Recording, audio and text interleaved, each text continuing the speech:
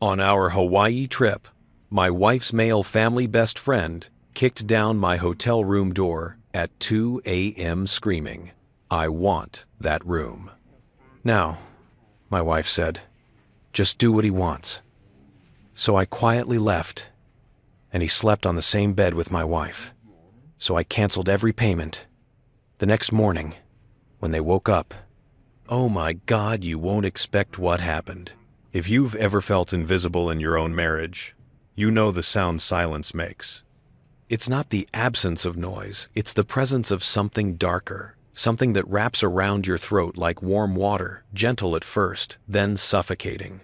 I should have known something was wrong when Maya insisted on the Hawaii trip. We'd been married for 6 years.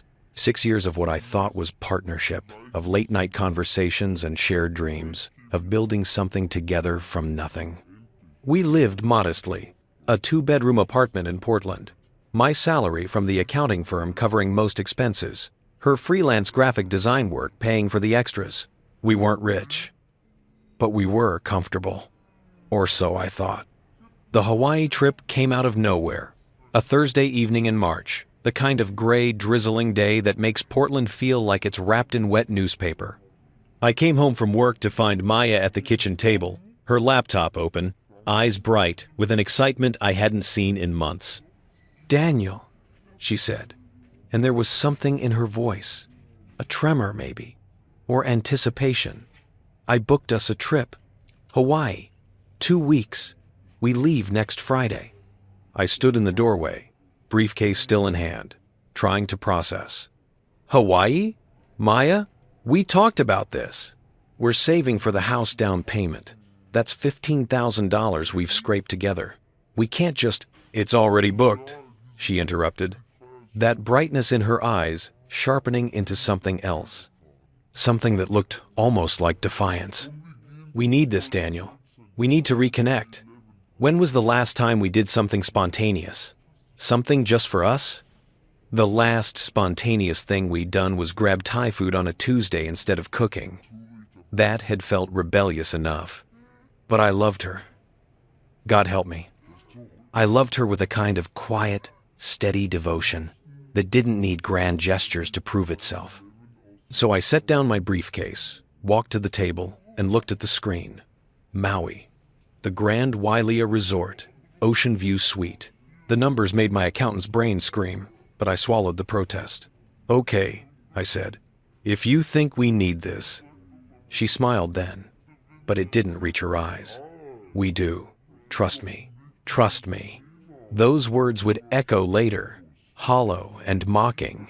But in that moment, I chose to believe them. The first sign should have been the text message. We were at the airport, sitting at our gate, when Maya's phone buzzed. She glanced at it, and her face transformed, softened, brightened, became something I didn't quite recognize.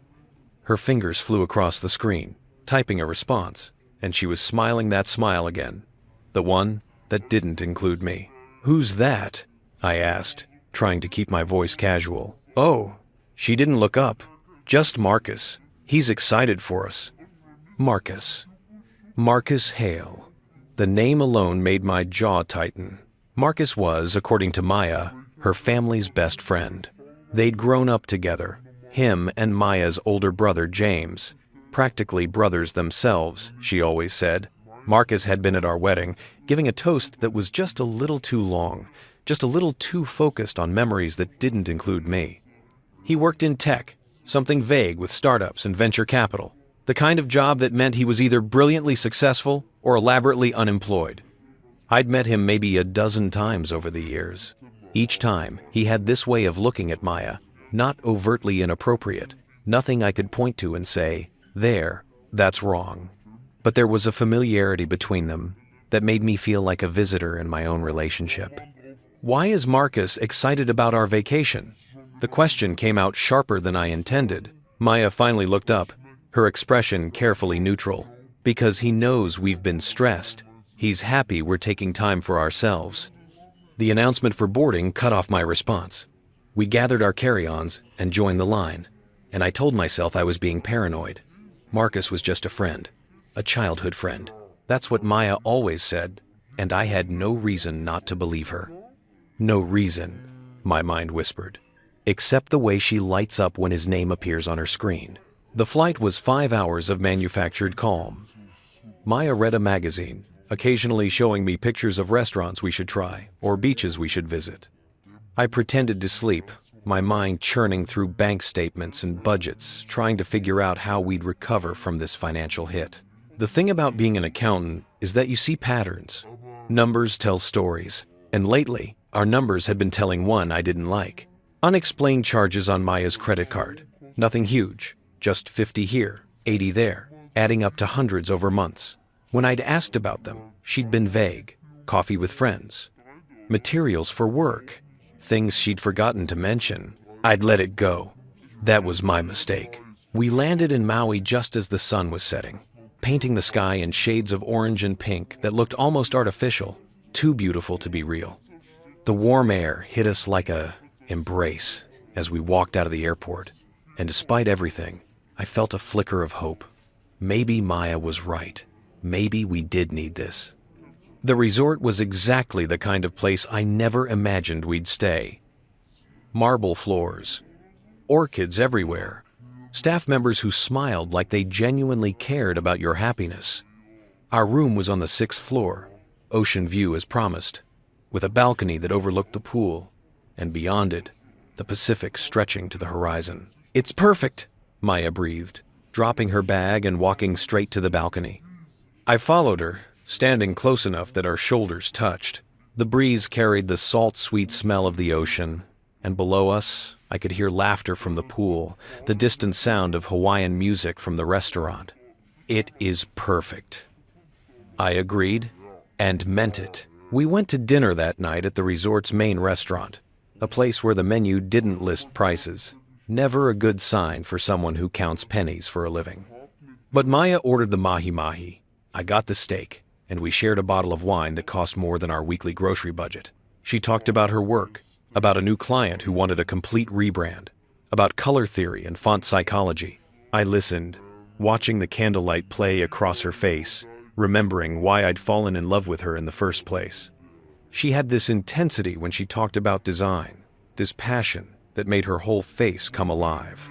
"I love you," I said, interrupting a story about vector graphics.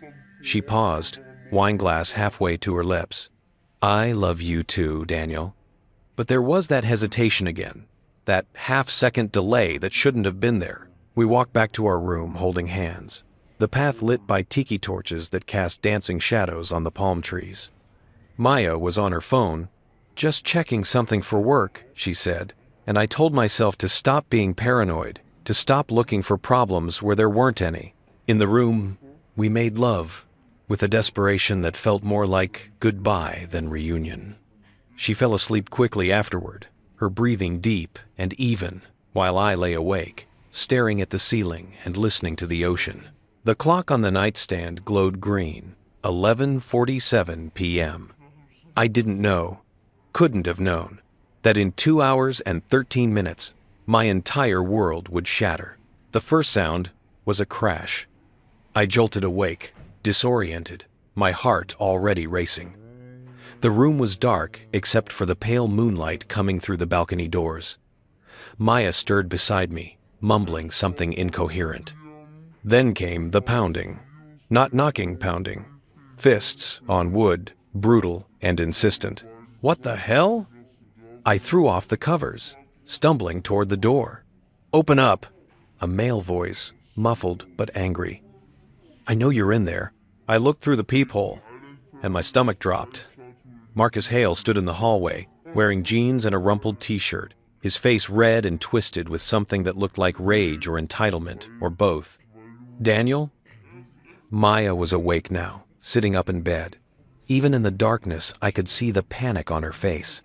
Not confusion, not surprise, panic. "It's Marcus," I said, and my voice sounded strange even to my own ears. Flat, distant. The pounding intensified. "Maya, I know you're in there! Open this fucking door!" I looked at my wife. "What is he doing here?" She opened her mouth, closed it, opened it again. "Daniel, I can explain." Before she could finish, before I could process what was happening, the door exploded inward. Not opened, not unlocked, exploded. Marcus had kicked it, actually kicked it with enough force that the lock mechanism gave way and the door slammed against the interior wall. He stood in the doorway, chest heaving, eyes wild, and for a moment, just a moment, I thought I was dreaming. This couldn't be real. This couldn't be happening. "I want this room," Marcus said, his voice cold and clear now, cutting through my shock. Now, I stared at him. "What?" "You heard me." He stepped into the room, and I could smell alcohol on him, sour and aggressive. "This room, it's mine." "Marcus, you can't just—" I started, but he cut me off. "Can't I? Watch me, Maya." He looked past me, and his face softened. "Tell him." I turned. Maya was still in bed, the sheet pulled up to her chin, and she was crying, silent tears streaming down her face, and she wouldn't meet my eyes. "Maya," I said, and I hated how my voice broke on her name. "What is going on?" "Daniel." She finally looked at me, and what I saw in her eyes killed something in me. Guilt, fear, and underneath it all, resignation. Just do what he wants. Please, don't make this harder than it has to be." The words hit me like a physical blow. "Don't make this harder. You want me to leave?" I couldn't believe I was saying the words. "Our room? In the middle of the night?"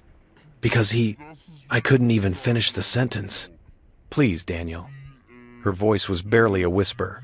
"Just for tonight. We'll figure this out in the morning. Just go." Marcus was smirking now, and I wanted to hit him. God help me. I wanted to break his nose, watch the blood flow, make him hurt the way I was hurting. But I'm not a violent man. I've never been a fighter. So instead, I looked at my wife, this woman I'd built a life with, this woman I'd trusted with everything, and I saw a stranger. "Fine," I said. I grabbed my phone from the nightstand, shoved my feet into my shoes, took my wallet from the dresser, didn't pack anything else, didn't look back. As I walked past Marcus, he clapped me on the shoulder. "Thanks, buddy. I knew you'd be reasonable." I shrugged off his hand and kept walking. The door, broken, useless, hung at an angle behind me. I heard it close, heard the scrape of furniture being pushed against it from the inside, heard Maya's voice, low and urgent, saying something I couldn't make out. Then, silence. I stood in the hallway of the Grand Wailea Resort at 2:13 a.m., wearing nothing but boxer shorts and a t-shirt, holding my phone and wallet, and I realized I was shaking. Not from cold, from rage.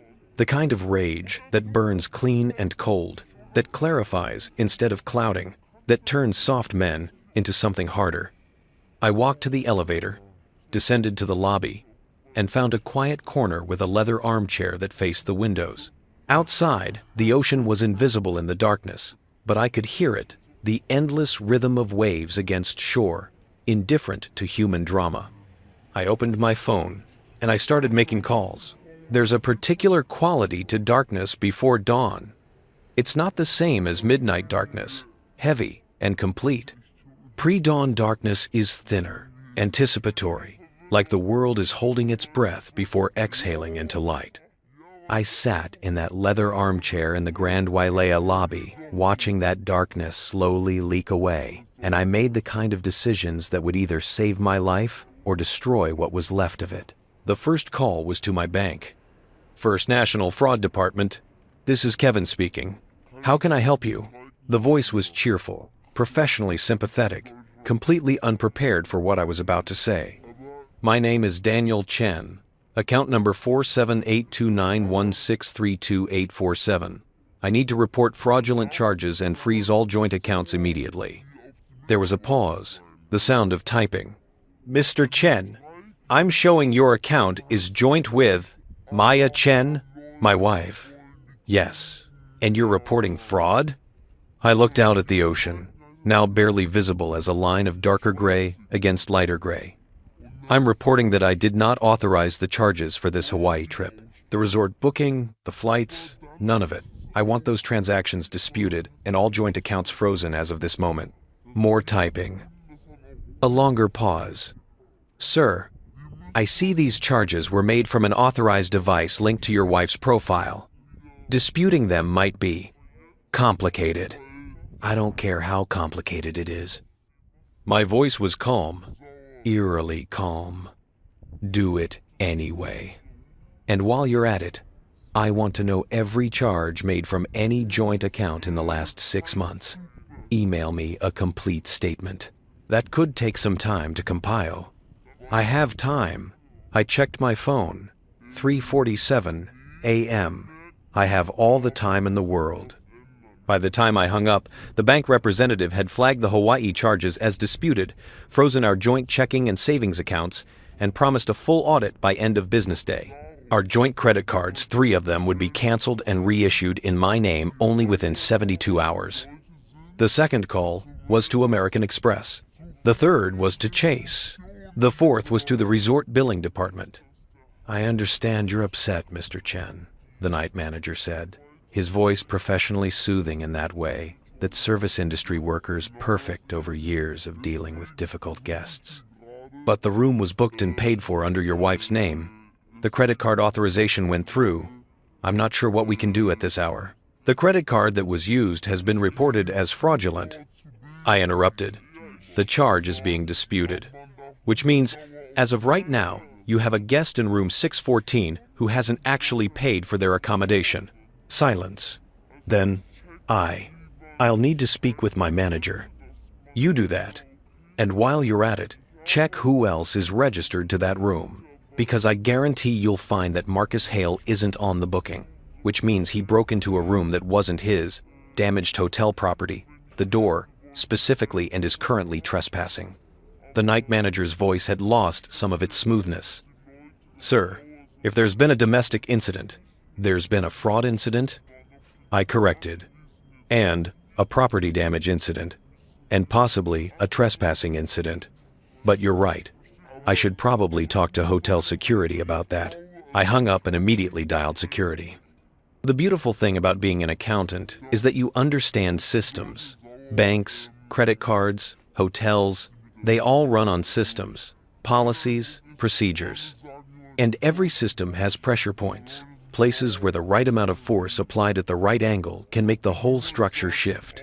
By 4:30 a.m., I had frozen all joint bank accounts, disputed the Hawaii trip charges, canceled all joint credit cards, filed a formal complaint with hotel security about the broken door, requested a full investigation into the guest in room 614, transferred half of our joint savings into a new individual account, changed all my banking passwords, enabled 2-factor authentication on everything, and I was just getting started. The sun rose at 5:47 a.m. I know because I watched it happen. Watched the sky shift from gray to pink to orange to that particular shade of blue that only exists in Hawaii, clean and sharp and utterly indifferent to human suffering. The lobby began to wake up around me. Staff arriving for morning shifts, early rising guests heading out for sunrise, yoga, or morning swims. A woman in a hotel uniform approached me twice, asking if I needed anything, if I was all right. I told her I was fine. I was waiting for someone. It wasn't entirely a lie. At 6:15 a.m., my phone buzzed with an email from First National Bank. Subject line, Account Activity Report, last 6 months. I opened it, and there it was, the story I'd been too afraid to read, written in charges and transfers and cash withdrawals. February 14th, $250 withdrawal. Cash. Notation, ATM, downtown Portland. February 14th, $180 charge. Cascade Room Restaurant. Cascade Room Restaurant. Cascade Room Restaurant. Cascade Room Restaurant. Cascade Room Restaurant. Cascade Room Restaurant. Cascade Room Restaurant. February 14th, $95 charge. Merchant, Powell's Books. Valentine's Day. I'd worked late that night, closing out month-end reports. Maya had said she was having dinner with her mother. The Cascade Room was a romantic restaurant.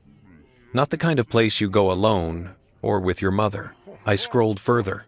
January 8th, $340 charge.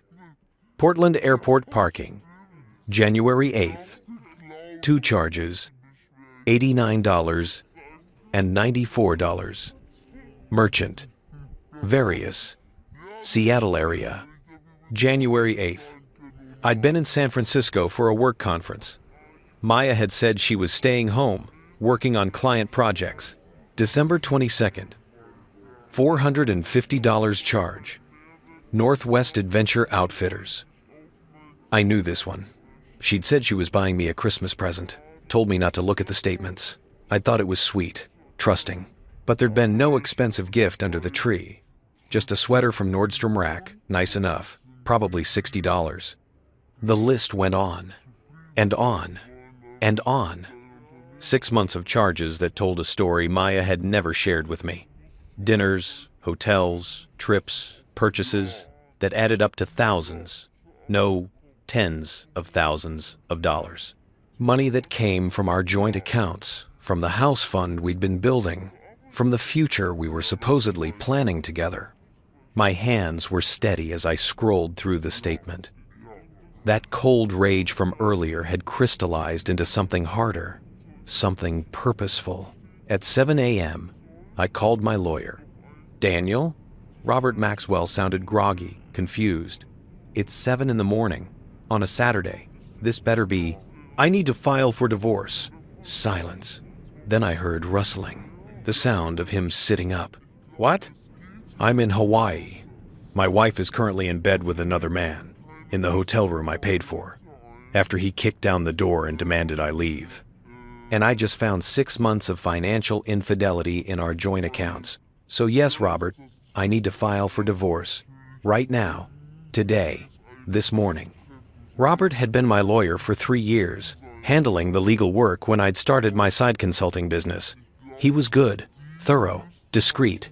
Daniel, he said carefully, I need you to take a breath and tell me exactly what happened.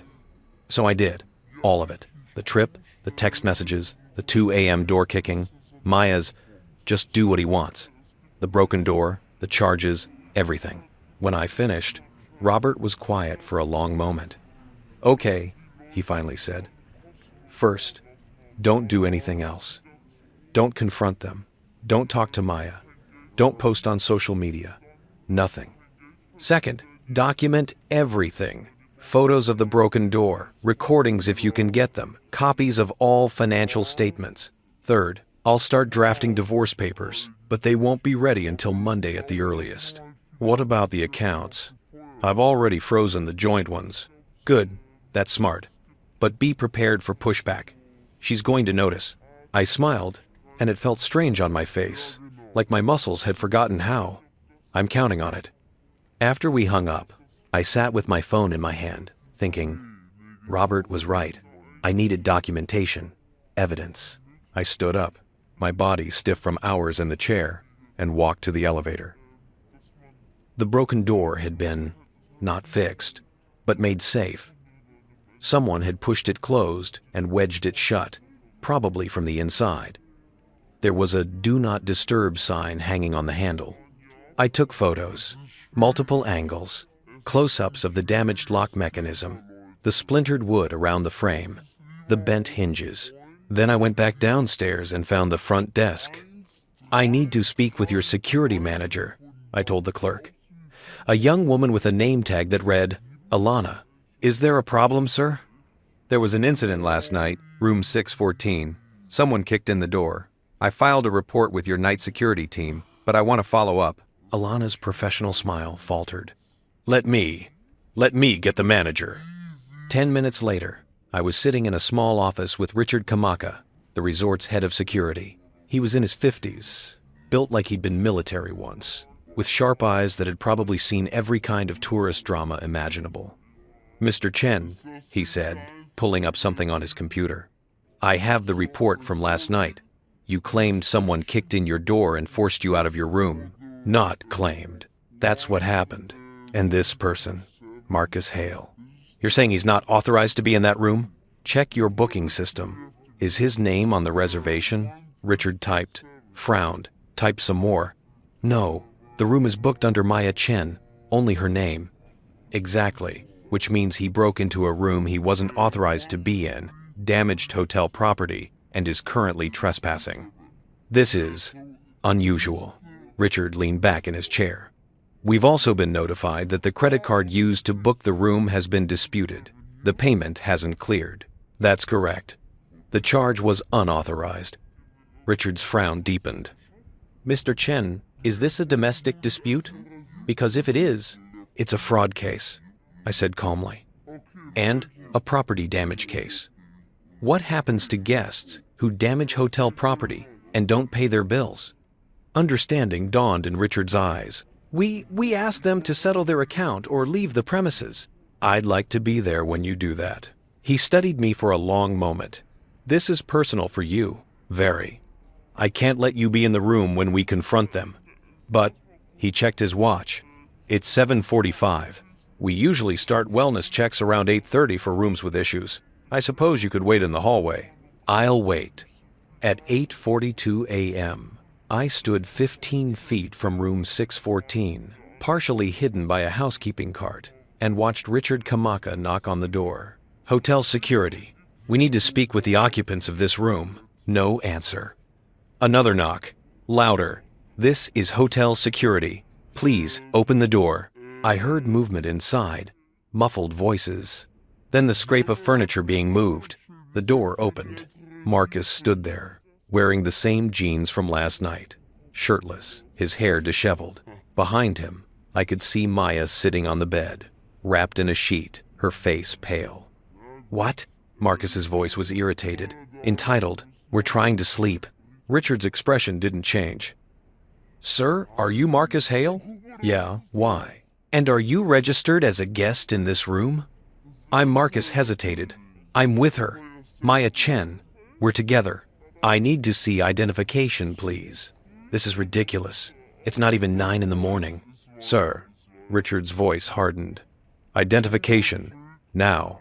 Marcus disappeared back into the room, grumbling.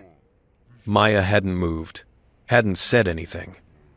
But she was looking at the doorway now, and her eyes widened when she saw me standing there. Our gazes locked. I wanted her to see it. The man she'd married. The man she'd betrayed. The man she'd told to just leave, just make it easy, just disappear while she fucked her childhood friend in the bed I'd paid for. I wanted her to see that I was done disappearing. Marcus returned with his wallet, handed over his license. Richard examined it, then nodded. Mr. Hale, according to our records, you are not registered as a guest in this room. Additionally, this door was reported damaged last night, requiring emergency repairs.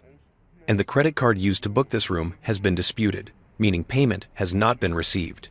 Marcus's face went red. That's insane! Maya booked this room. Tell him, Maya. Maya's voice was tiny. Daniel Chen is no longer financially responsible for this room, Richard continued. Which means, Mr. Hale, Miss Chen, you have 2 options. You can settle the full balance for the room that's $4,847 for the original booking plus $1,200 for door repairs, total of $6,047, or you can vacate the premises within the hour. The number hung in the air like a bomb. 6,000, Marcus sputtered. You can't be serious. I'm completely serious. And given that you damaged hotel property, we're also considering filing a police report for vandalism. Maya. Marcus turned to her. You said this was handled. You said everything was paid for. Maya was crying now, full sobs, her shoulders shaking. It should have been. Daniel must have. He canceled. Yes, I said, stepping forward, letting them both see me fully. I canceled everything. Marcus's eyes went wide, then narrow, then filled with that same rage from last night. You son of a... Careful, Richard warned. Mr. Hale, you're already in significant trouble. I wouldn't recommend making it worse. Do you have the money? I asked, my voice conversational. $6,000? Because I'm guessing you don't. And I'm guessing Maya doesn't either, since she's been spending our joint accounts for months, and those are all frozen now. The color drained from Marcus's face. So here's what's going to happen, I continued. You're going to pack your things, both of you. You're going to leave this hotel within the hour, or security will escort you out, and then you're going to figure out how you're getting back to Portland. Because the return flights, those are canceled too. Those were on my credit card. Daniel, Maya started, but I held up a hand. No, you don't get to talk now. You had your chance to talk last night. You chose just do what he wants instead. So now we're doing what I want. I turned to Richard. Can I get my belongings from this room? Of course, Mr. Chen. I walked past Marcus, who looked like he wanted to hit me, but was smart enough not to try, with security present, and into the room. It smelled like them. Like sex, and sweat, and betrayal. My suitcase was exactly where I'd left it, untouched in the corner. I grabbed it, grabbed my toiletries from the bathroom, took one last look at Maya sitting on that bed, crying. I loved you, I said quietly.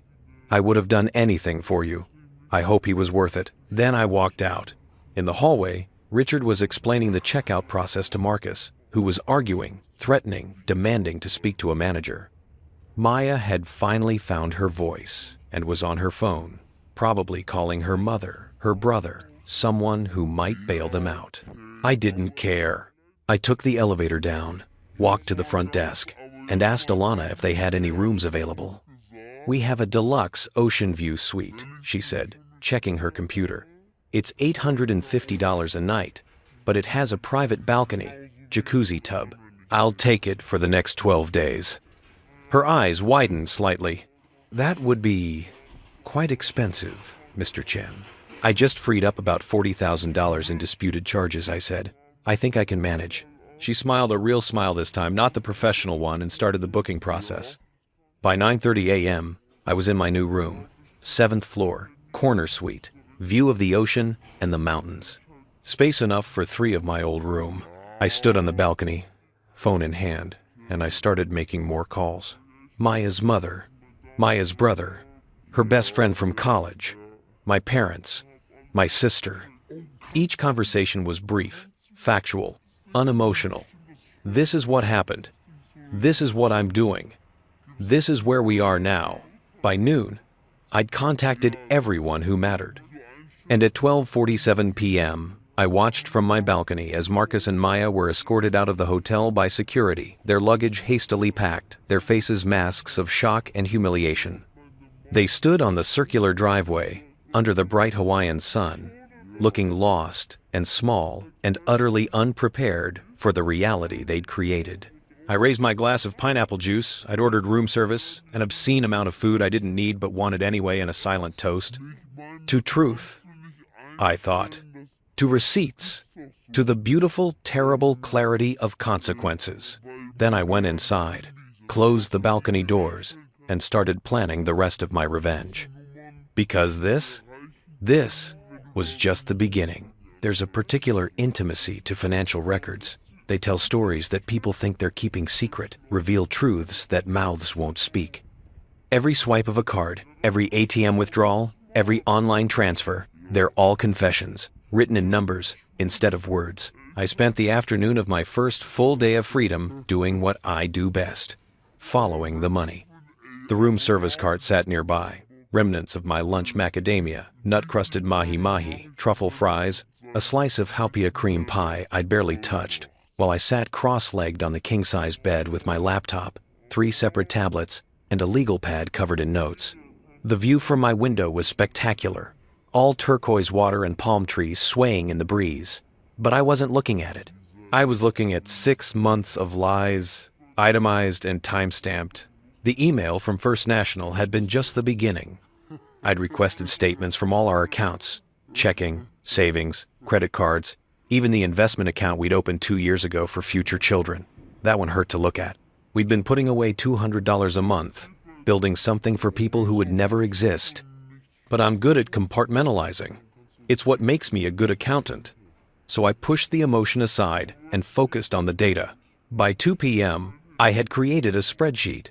Column A, date. Column B, amount.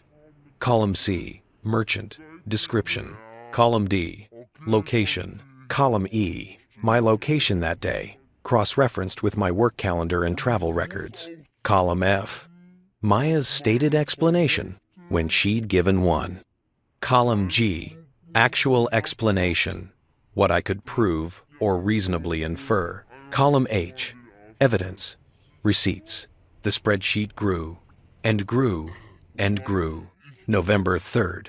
Amount, $485. Merchant Skamania Lodge. Location, Stevenson, WA, 45 minutes from Portland. My location, Portland, worked from home that day. Maya's explanation, shopping day with college friends.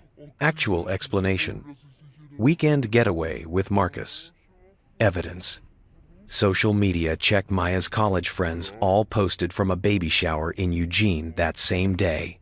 None mentioned Maya being there. November 17th. Amount, $127. Merchant Portland Art Museum, plus Museum Cafe Bach.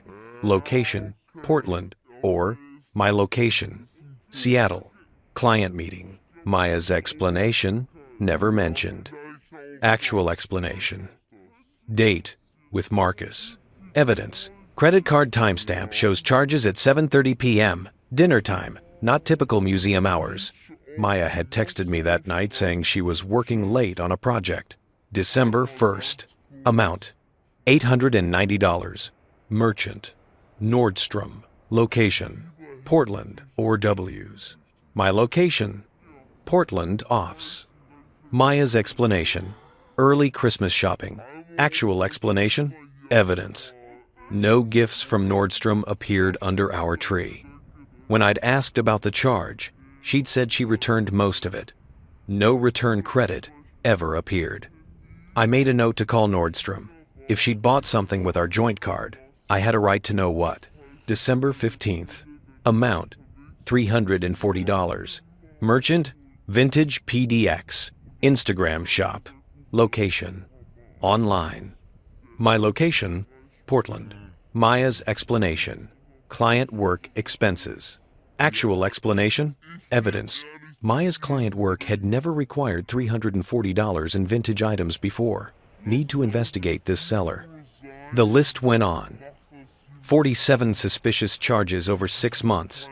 Some small $20 here, $30 there. Others significant.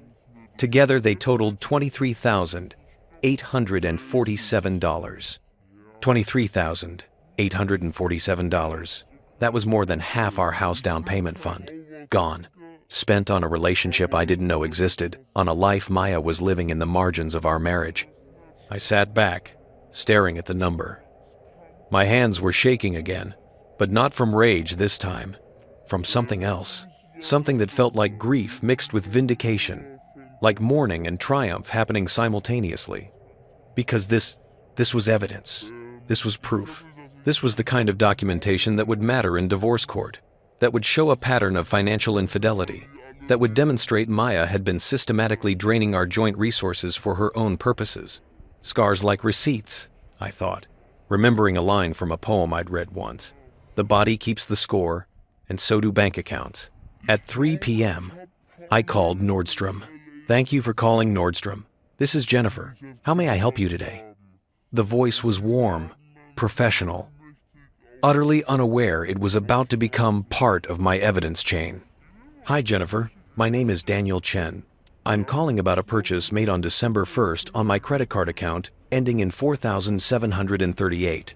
The charge was $890. Of course, let me pull that up for you.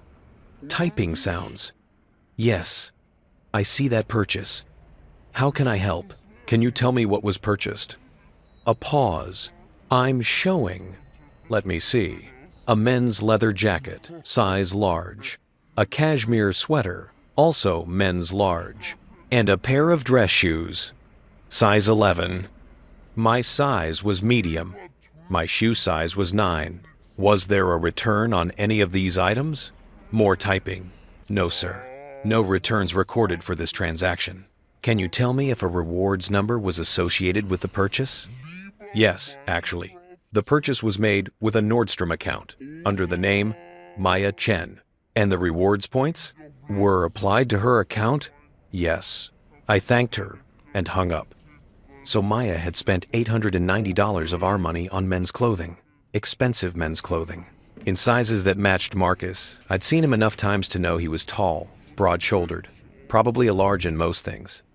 She'd bought him a cashmere sweater while I wore the same 3 button-downs to work on rotation because we were saving for the house. I added this to the spreadsheet. Then I called the next merchant. By 5 p.m., I had made 14 phone calls and added detailed notes to 32 of the suspicious charges. The picture that emerged was damning. Maya and Marcus had been seeing each other for at least 8 months, possibly longer. They'd been careful, mostly cash transactions, separate hotel bookings sometimes, charges that could plausibly be explained away as work expenses or shopping trips. But they'd also been careless in the way people in love often are, forgetting that someone might eventually look at the patterns, might notice that every work dinner happened on nights when I was traveling, that every shopping trip coincided with Marcus being in Portland. I'd cross-referenced his LinkedIn posts about visiting the Pacific Northwest. They'd stayed at the Heathman Hotel 3 times, the Sentinel twice, Skamania Lodge for a weekend.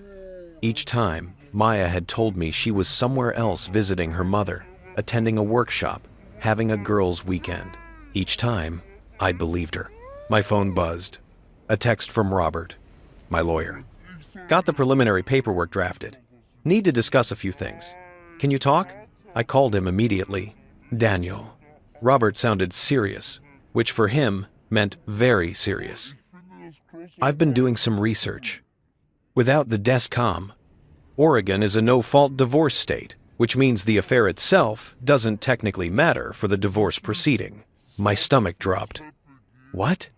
The adultery doesn't impact the legal dissolution of the marriage. However, and this is important, it absolutely impacts asset division, especially when there's financial infidelity involved. What you've documented, this pattern of using marital funds for an extramarital relationship, that's significant. So the $23,000 she spent can be counted as marital waste. You can argue she dissipated marital assets, which means the court could award you a greater share of the remaining assets to compensate. But Daniel, I need you to understand something. This is going to get ugly. When Maya finds out you're filing, when she sees what you're claiming, she's going to fight back. Let her. I'm serious. She could claim you're being vindictive, that you're exaggerating, that these were legitimate expenses. You need to be prepared for her to paint you as controlling, financially abusive even. I laughed, and it came out bitter. I'm the one who's abusive? I'm the one who let her handle all our joint finances because I trusted her. I'm the one who worked extra hours so she could build her freelance business. I'm the one who... I stopped, took a breath. Sorry. Don't apologize. Use that anger. Channel it into documentation. The more evidence you have, the stronger our case. Can you get me everything you found? I'll send it tonight. After we hung up, I spent another hour organizing the spreadsheet, color-coding categories, adding hyperlinks to saved receipts, and email confirmations. It was meticulous work, the kind that required focus and precision, and I was good at it. This was my language. This was how I fought. By the time I finished, the sun was setting, painting the ocean in shades of copper and gold. I should have felt triumphant. I had evidence. I had documentation. I had proof of everything Maya had done. Instead, I felt hollow. At 7 p.m., I ordered more room service seared ahi tuna, miso butterfish, a side of garlic edamame, and took it to the balcony. The evening was warm, the air thick with the smell of plumeria and salt water.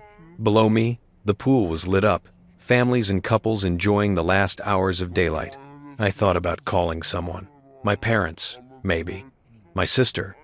But I didn't want to hear the sympathy in their voices, didn't want to explain again what had happened, didn't want to be the object of pity. So instead, I opened my laptop and did something I'd been avoiding. I looked at Maya's social media. Her Instagram was set to private, it always had been, but I still had access from when she'd added me as a follower years ago. Her most recent post was from 2 days before we left for Hawaii. A photo of a sunset taken from our apartment balcony with the caption, "Sometimes you need to remember that beautiful things exist." The comments were full of heart emojis and encouragement from her friends. "So pretty. You deserve all the beauty." Manifestation vibes. I scrolled back further. Most of her posts were work-related design projects, color palettes, font pairings, but scattered among them were personal photos. Her at a coffee shop posted October 15th, the same day she charged $47 at that exact coffee shop while I was at work.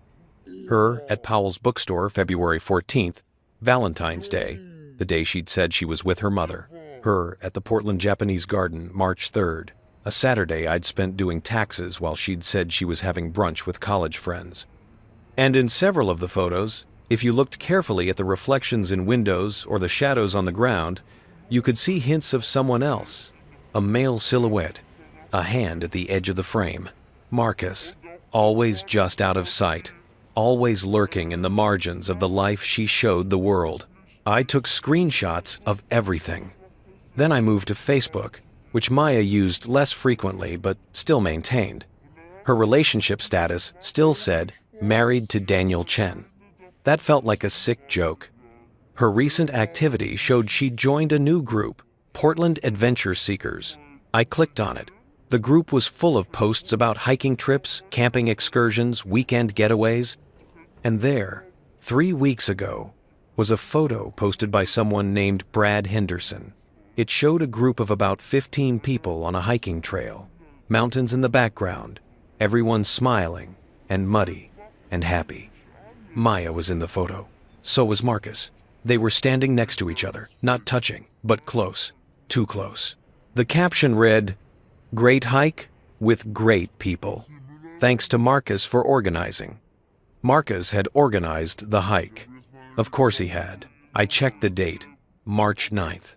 That Saturday, Maya had told me she was going to a design conference. She'd left early in the morning, come home late, full of stories about speakers and networking. All lies. All of it. I added this to my evidence folder. Screenshot, date stamp, notation. The evidence was piling up. A mountain of proof that my marriage had been a fiction for months, maybe longer. At 9:30 p.m., my phone rang. Unknown number. I almost didn't answer. But something made me press accept. Daniel, Maya's voice. Small, trembling, desperate. I said nothing. "Daniel, please. I know you're angry, but we need to talk. This is insane. You can't freeze all our accounts and leave us stranded here. We don't have any money. We can't even get a hotel room. And whose fault is that? Please." She was crying now. "Please, I know I messed up. I know I hurt you, but this is too far. Marcus and I are sleeping in his rental car. We can't afford to change our flights. We're stuck here for 2 weeks with nothing." I leaned back in my chair, looked out at the ocean, dark now except for the moonlight dancing on the waves. "Let me make sure I understand," I said, my voice calm. "You want me to unfreeze the accounts you've been stealing from for 8 months so that you and your boyfriend can be comfortable after you kicked me out of my own hotel room? It's not like that." "What's it like then, Maya? Explain it to me." Because from where I'm sitting, it looks exactly like that. "Marcus and we didn't mean for this to happen. We tried to stop. We really did. But Daniel, you and we've been growing apart for so long. You know we have. You work all the time. You never want to do anything spontaneous. You're always worried about money. I'm worried about money because you've been spending $23,000 on your affair," I interrupted. $23,847, to be exact. Should I itemize it for you? The hotels, the dinners, the gifts you bought him with our money? Silence. You went through everything?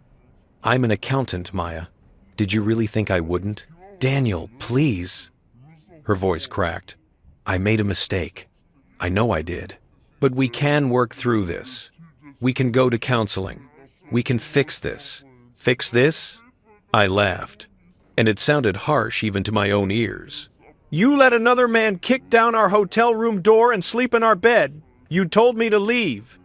You chose him over me. Right then, in that moment. There's no fixing that. I was scared. Marcus gets intense when he's been drinking, and I didn't want a scene. So you sacrificed me instead. Your husband. The man you promised to love and honor. You threw me out like garbage so he could be comfortable. It wasn't supposed to be like this. She was sobbing now. Full, broken sobs. The trip was supposed to be just us. I was going to end things with Marcus before we left. But then he found out and he got so angry and he said he was coming anyway and I didn't know how to stop him without telling you everything and I panicked. Stop. I stood up, paced to the balcony railing. I don't want to hear this. I don't want your explanations or your excuses. I want you to understand something very clearly. We are done. I am filing for divorce. I am documenting every penny you stole. And when we go to court, everyone is going to know exactly who you are. Daniel, please don't do this. You did this, Maya. You made these choices. Now you get to live with them. We have nothing. We're sleeping in a car. We can't even afford food. You have, Marcus, I said coldly. Isn't that what you wanted? Well, now you have him. All of him. No more sneaking around. No more lies. Just you and him and the consequences of your choices. I hate you, she whispered. No, I said. You hate that you got caught. There's a difference. I hung up. My hands were shaking. My heart was racing. I felt sick and powerful and broken and whole all at the same time. I walked back inside, poured myself a glass of water from the mini fridge, drank it in 3 long gulps. Then I opened my laptop and sent everything, the spreadsheet, the screenshots, the phone records, all of it to Robert. Subject line: Evidence for Chen versus Chen divorce proceedings. The email whooshed away into the digital ether. I stood there for a moment, looking at the sent folder, at the proof of what my marriage had become. Then I closed the laptop, turned off the lights, and went to bed. Tomorrow, I would start building the rest of my case. Tomorrow, I would show Maya and Marcus and everyone else exactly what happened when you betrayed a man who knew how to read receipts. Tomorrow, I would begin the systematic dismantling of every lie they'd ever told. But tonight, I slept. For the first time in months, maybe years, I slept without wondering where Maya really was, what she was really doing, who she was really with. Because I already knew. And knowing, I discovered, was its own kind of freedom. Sunday morning arrived with the kind of clarity that only comes after destruction.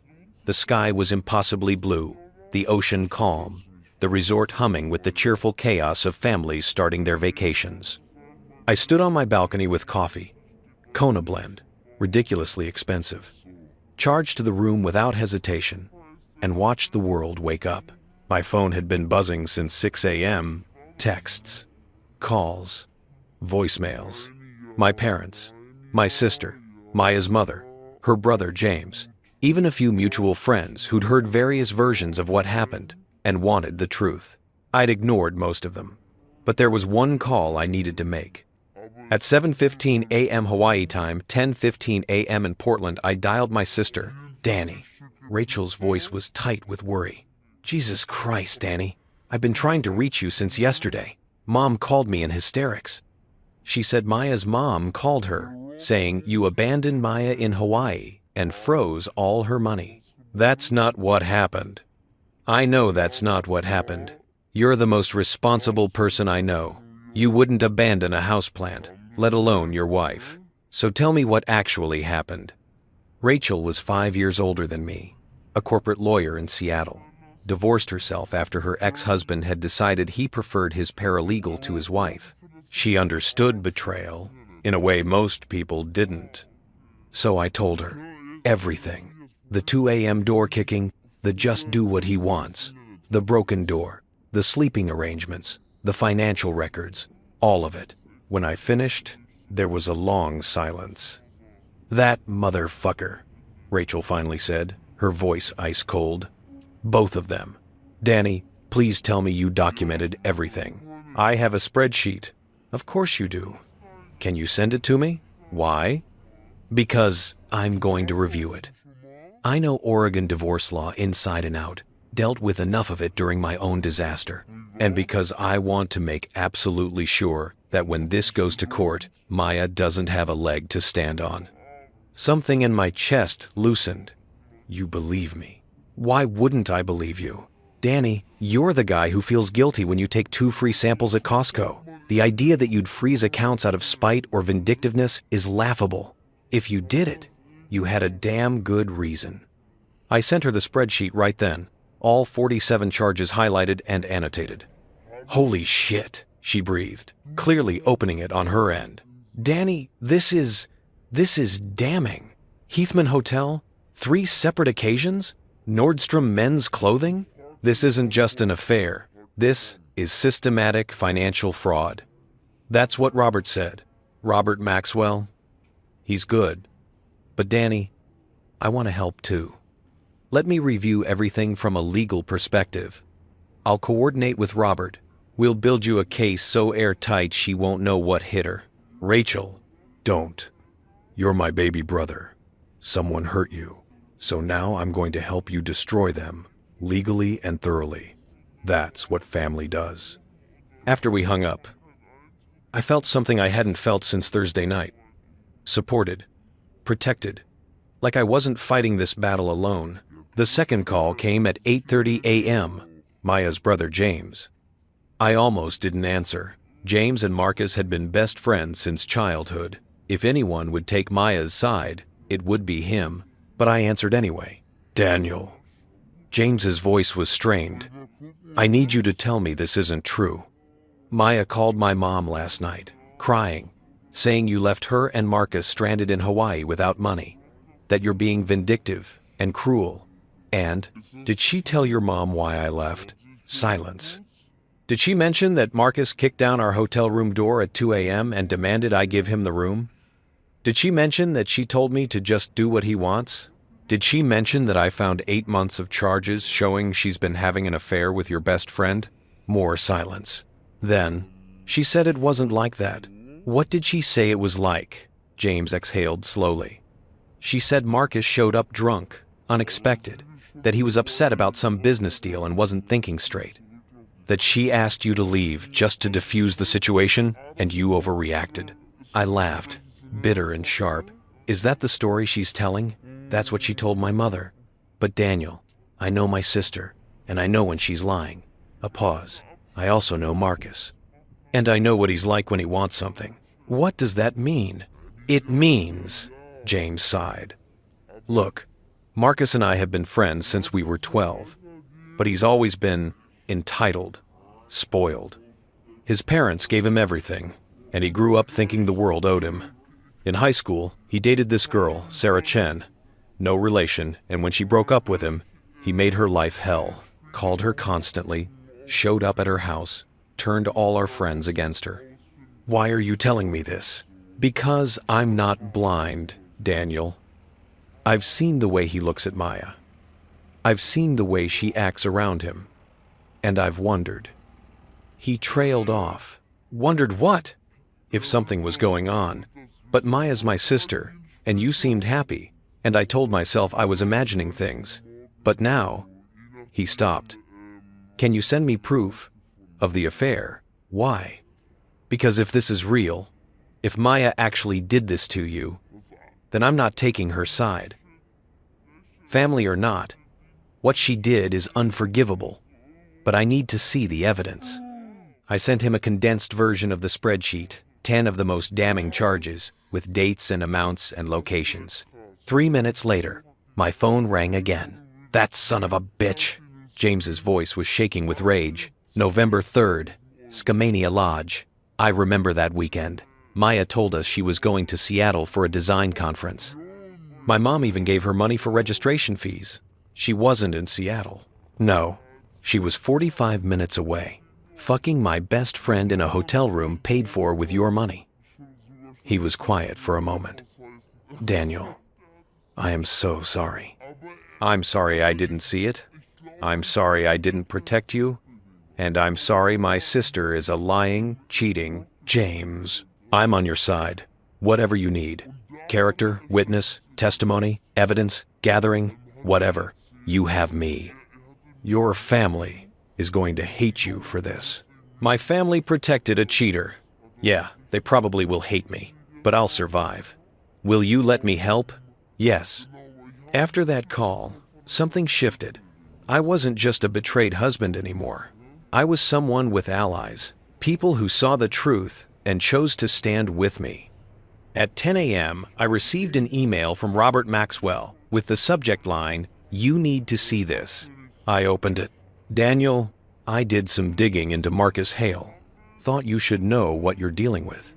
Marcus Hale, age 34, works in tech venture capital, but has no verifiable employment history beyond a series of failed startups. His LinkedIn claims he's a founding partner at 3 different companies, but public records show all 3 dissolved within 2 years. More interesting, he filed for bankruptcy in 2019. He's currently being sued by 2 former business partners for fraud, and he has a restraining order filed against him from 2021 by an ex-girlfriend named Jennifer Morrison. I'm attaching the court documents.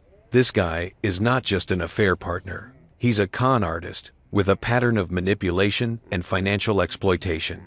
Thought you should know what your wife chose over you. Robert. I opened the attachments. The restraining order made for ugly reading.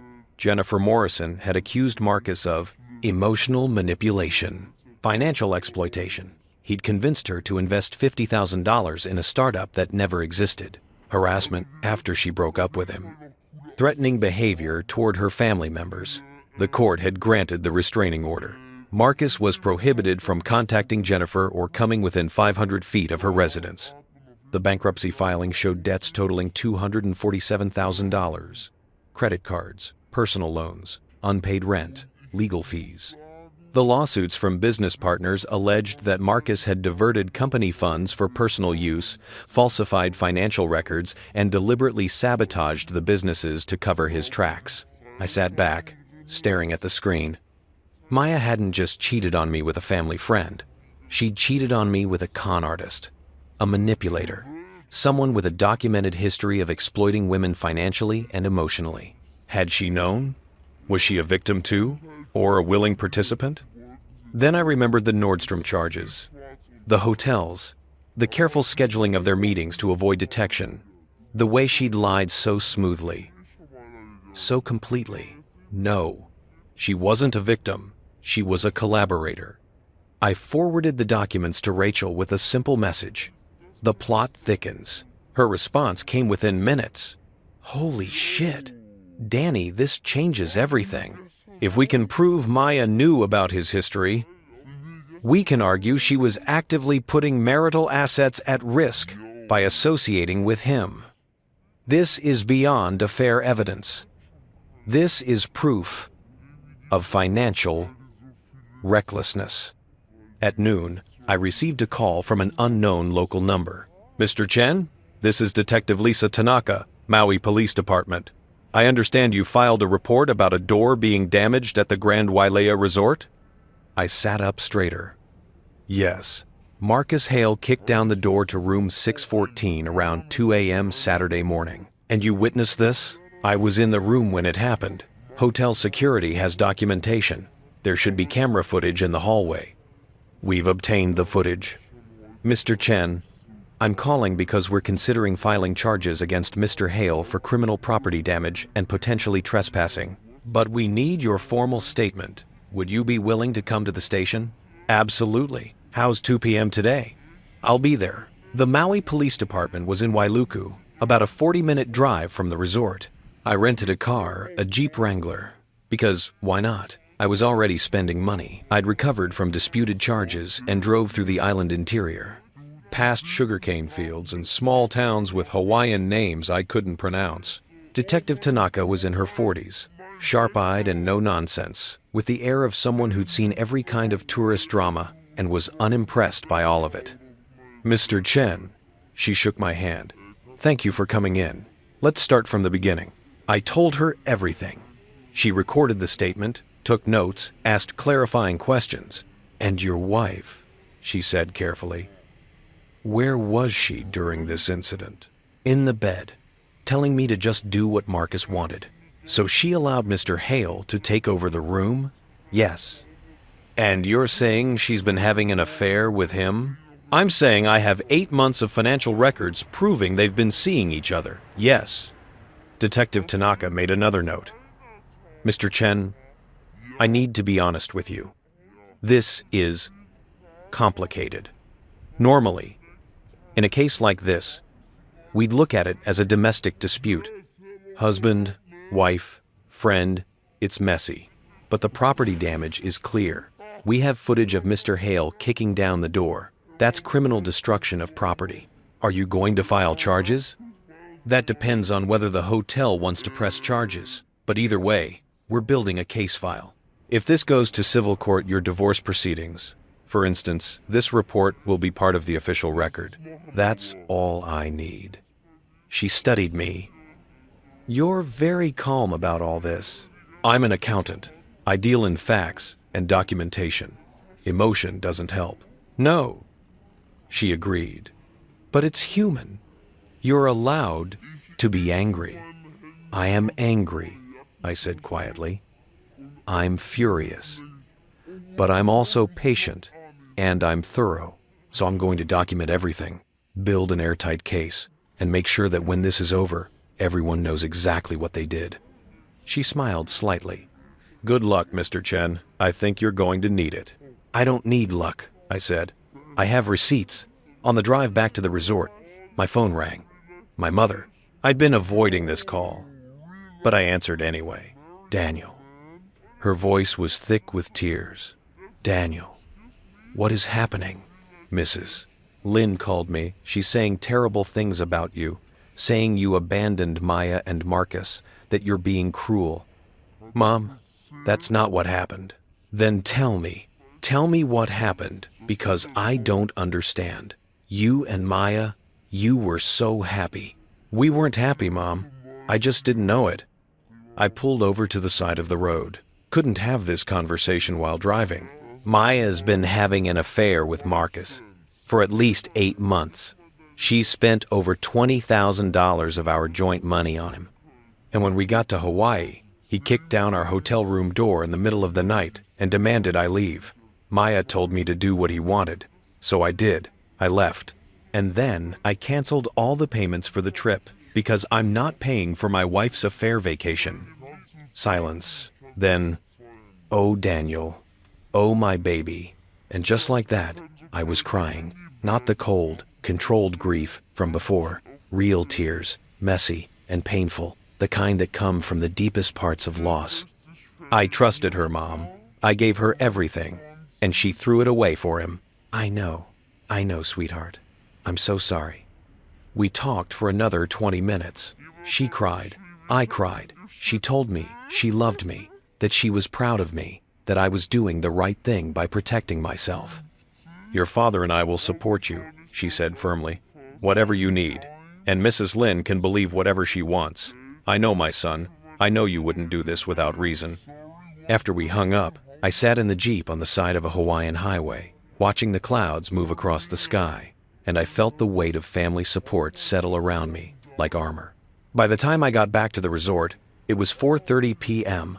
I had messages waiting from Rachel reviewing legal documents, wanted to discuss strategy.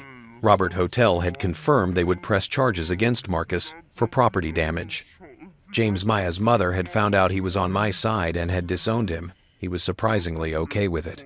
Detective Tanaka Marcus had been served with a notice to appear in court regarding the property damage. I had allies, evidence, legal support, a police report, financial documentation. I had everything I needed to dismantle the life Maya had built on lies. But there was one more thing I needed to do. I opened my laptop, pulled up a document, and started writing. Not for court, not for lawyers, for me. A timeline. Every lie Maya had told, cross-referenced with evidence. Every moment I'd trusted her, and she'd betrayed that trust. Every choice that had led us here. I wrote for 3 hours, barely pausing, watching the sun set over the ocean while I documented the death of my marriage in meticulous detail. When I finished, I had a 17-page document that told the complete story of Maya and Marcus's affair, not the emotional story, but the factual one. Dates, times, locations, amounts, evidence. It was comprehensive, damning, irrefutable. I titled it, The Truth About Maya Chen. Then I saved it, backed it up in 3 different locations, and sent copies to Rachel, Robert, and James. My phone rang almost immediately. Rachel, Danny, this is incredible. This is the most thorough documentation of infidelity I've ever seen. I'm good at my job. You're better than good. With this, with the police report, with Marcus's history, Danny, we can't lose. There's no way Maya walks away from this without consequences. Good. Are you okay? Really okay? I looked out at the ocean, dark now, stars beginning to appear above it. No, I said honestly. I'm not okay. I'm heartbroken and angry and betrayed, but I'm also free. For the first time in months, maybe years, I know the truth. And the truth, as much as it hurts, is better than the lie I was living. You're stronger than you think. I'm learning. After we hung up, I ordered room service again. I was getting used to the luxury, the ease of having someone bring me food I didn't have to cook in a space that was mine alone, and took it to the balcony. The night was warm, the air full of flowers and salt and possibility. Tomorrow, I'd start the next phase. But tonight, I'd rest in the knowledge that I wasn't alone in this fight. I had allies, I had evidence, I had truth on my side. And that, I was discovering, was more powerful than any lie Maya could tell. Monday morning started with a phone call I didn't expect. Mr. Chen, this is Amanda Reeves from the Grand Wailea Resort Management. I'm calling regarding the incident in room 614. I was on the balcony, watching the sunrise paint the ocean in shades of rose gold, coffee in hand. The call jolted me back to reality. Yes? I wanted to inform you that we've completed our investigation into the property damage. Mr. Marcus Hale has been permanently banned from all properties in our hotel chain. Additionally, we're pursuing full restitution for the damaged door and frame, approximately $1,800. He's banned, effective immediately. His information has been flagged in our system. If he attempts to book any room at any of our properties worldwide, the reservation will be automatically canceled. She paused. Mr. Chen, I also wanted to apologize. What happened to you should never have happened. One of our guests was subjected to harassment and property destruction, and we take that extremely seriously. Thank you. There's one more thing. We've reviewed the disputed charge for the original room booking. Given the circumstances, the fraud claim, the property damage, the police involvement, we're willing to settle this administratively. We'll cancel the charge entirely and note in our records that you were the victim of unauthorized use of your payment information.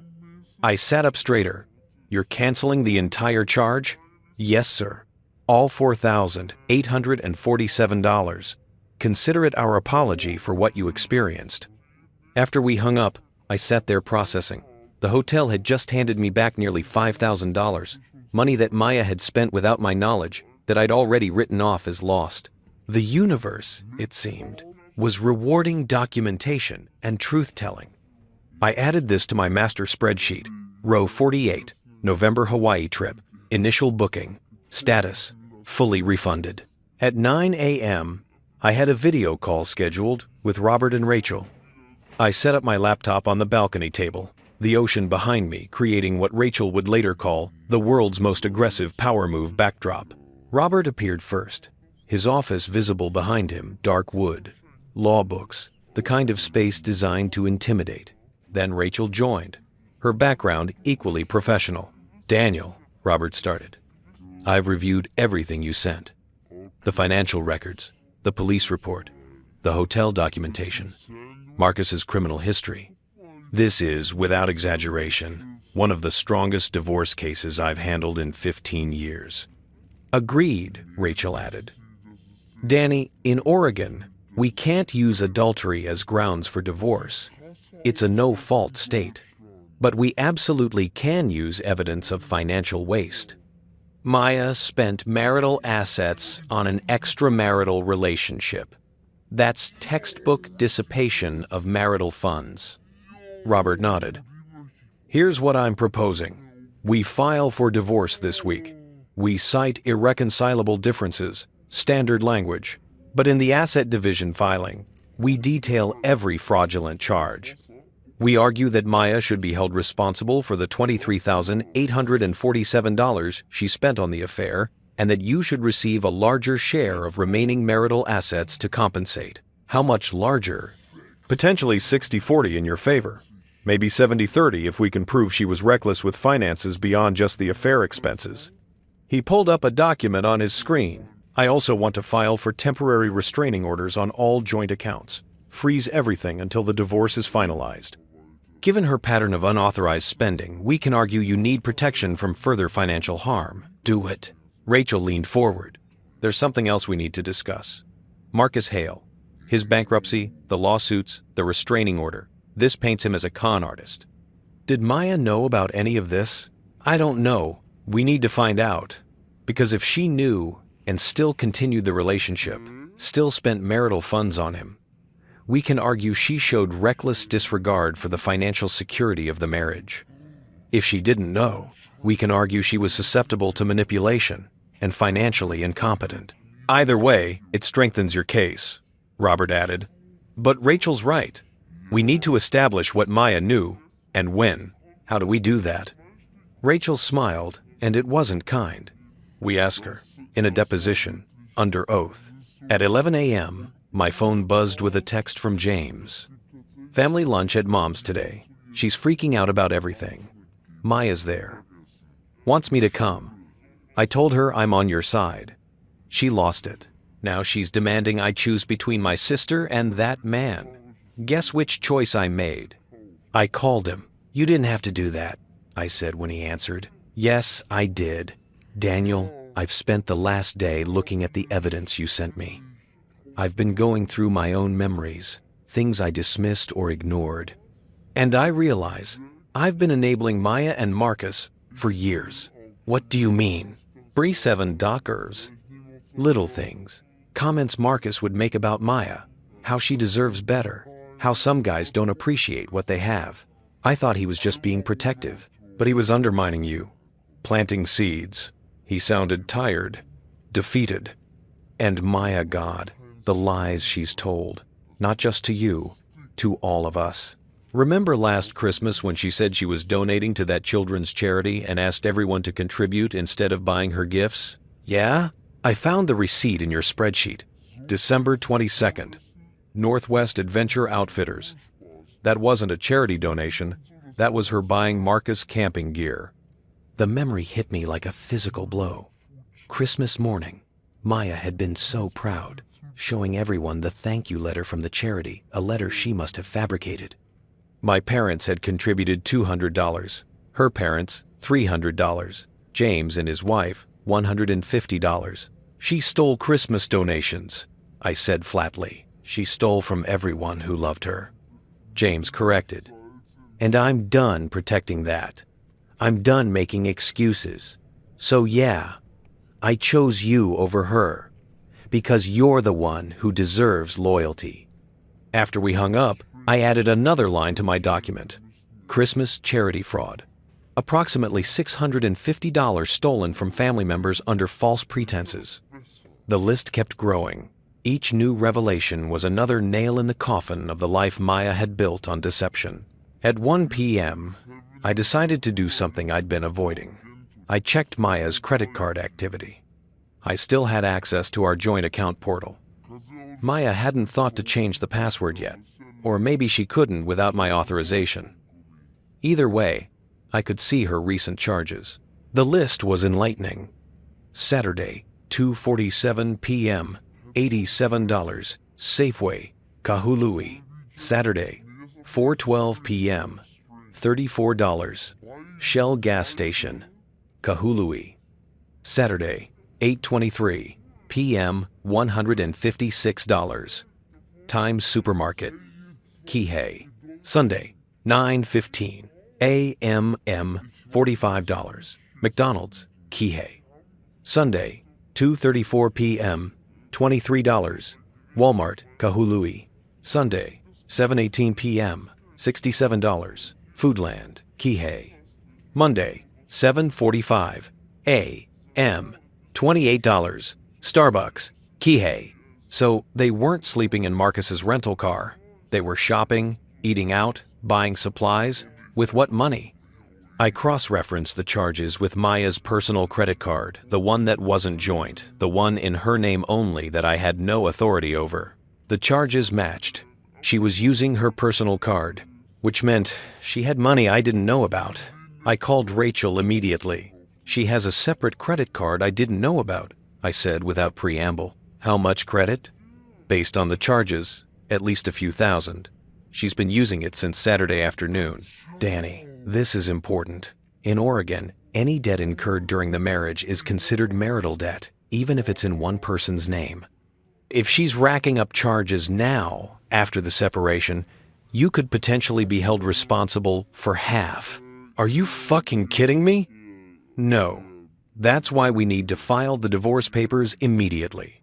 Once we file, we can argue that any charges incurred after the filing date are her sole responsibility. But until then, technically, you're still married and financially joined.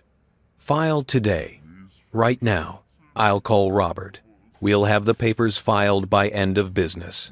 At 3 p.m., I went for a walk on the beach. I needed to clear my head, needed to step away from the spreadsheets and legal documents and constant documentation. The sand was hot under my feet, the sun intense, the water a blue so vivid it looked photoshopped. I walked for an hour, thinking about the man I'd been 2 days ago. The man who'd believed his marriage was solid, who'd trusted his wife, who'd been content with the quiet, ordinary life they'd built together. That man was gone, killed somewhere between 2 a.m. Saturday and now.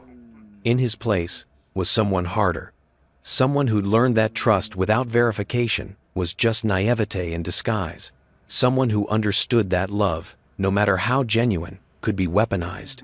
I thought about Maya, sleeping in that bed with Marcus after I'd left. Had she felt guilty? Relieved? Triumphant?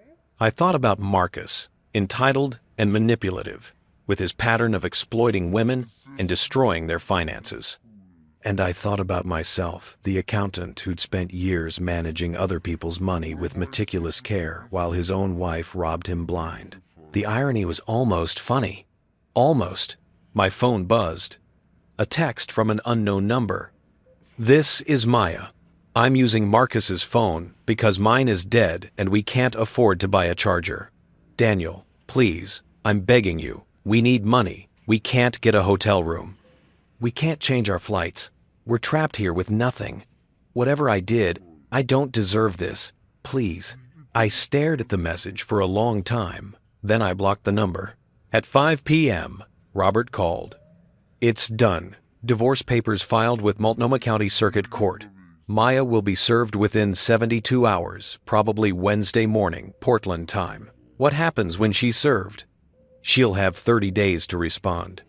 During that time, we'll request discovery, all financial documents, communications with Marcus, everything. We'll also file for temporary orders regarding asset division and debt responsibility.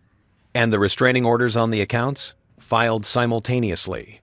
All joint accounts are now frozen pending court review. Maya can't access them. You can't access them. Everything is locked down until a judge reviews the case. What about my new individual account, the one I transferred half the savings into? That's yours. You had every right to secure your portion of marital assets before filing. As long as you took no more than 50%, you're legally protected. I let out a breath I didn't know I'd been holding. Okay. Daniel, I need to prepare you for what comes next. Maya is going to fight this. When she's served, when she realizes you've documented everything, she's going to come back swinging. She'll deny, deflect, probably accuse you of all kinds of things. Let her.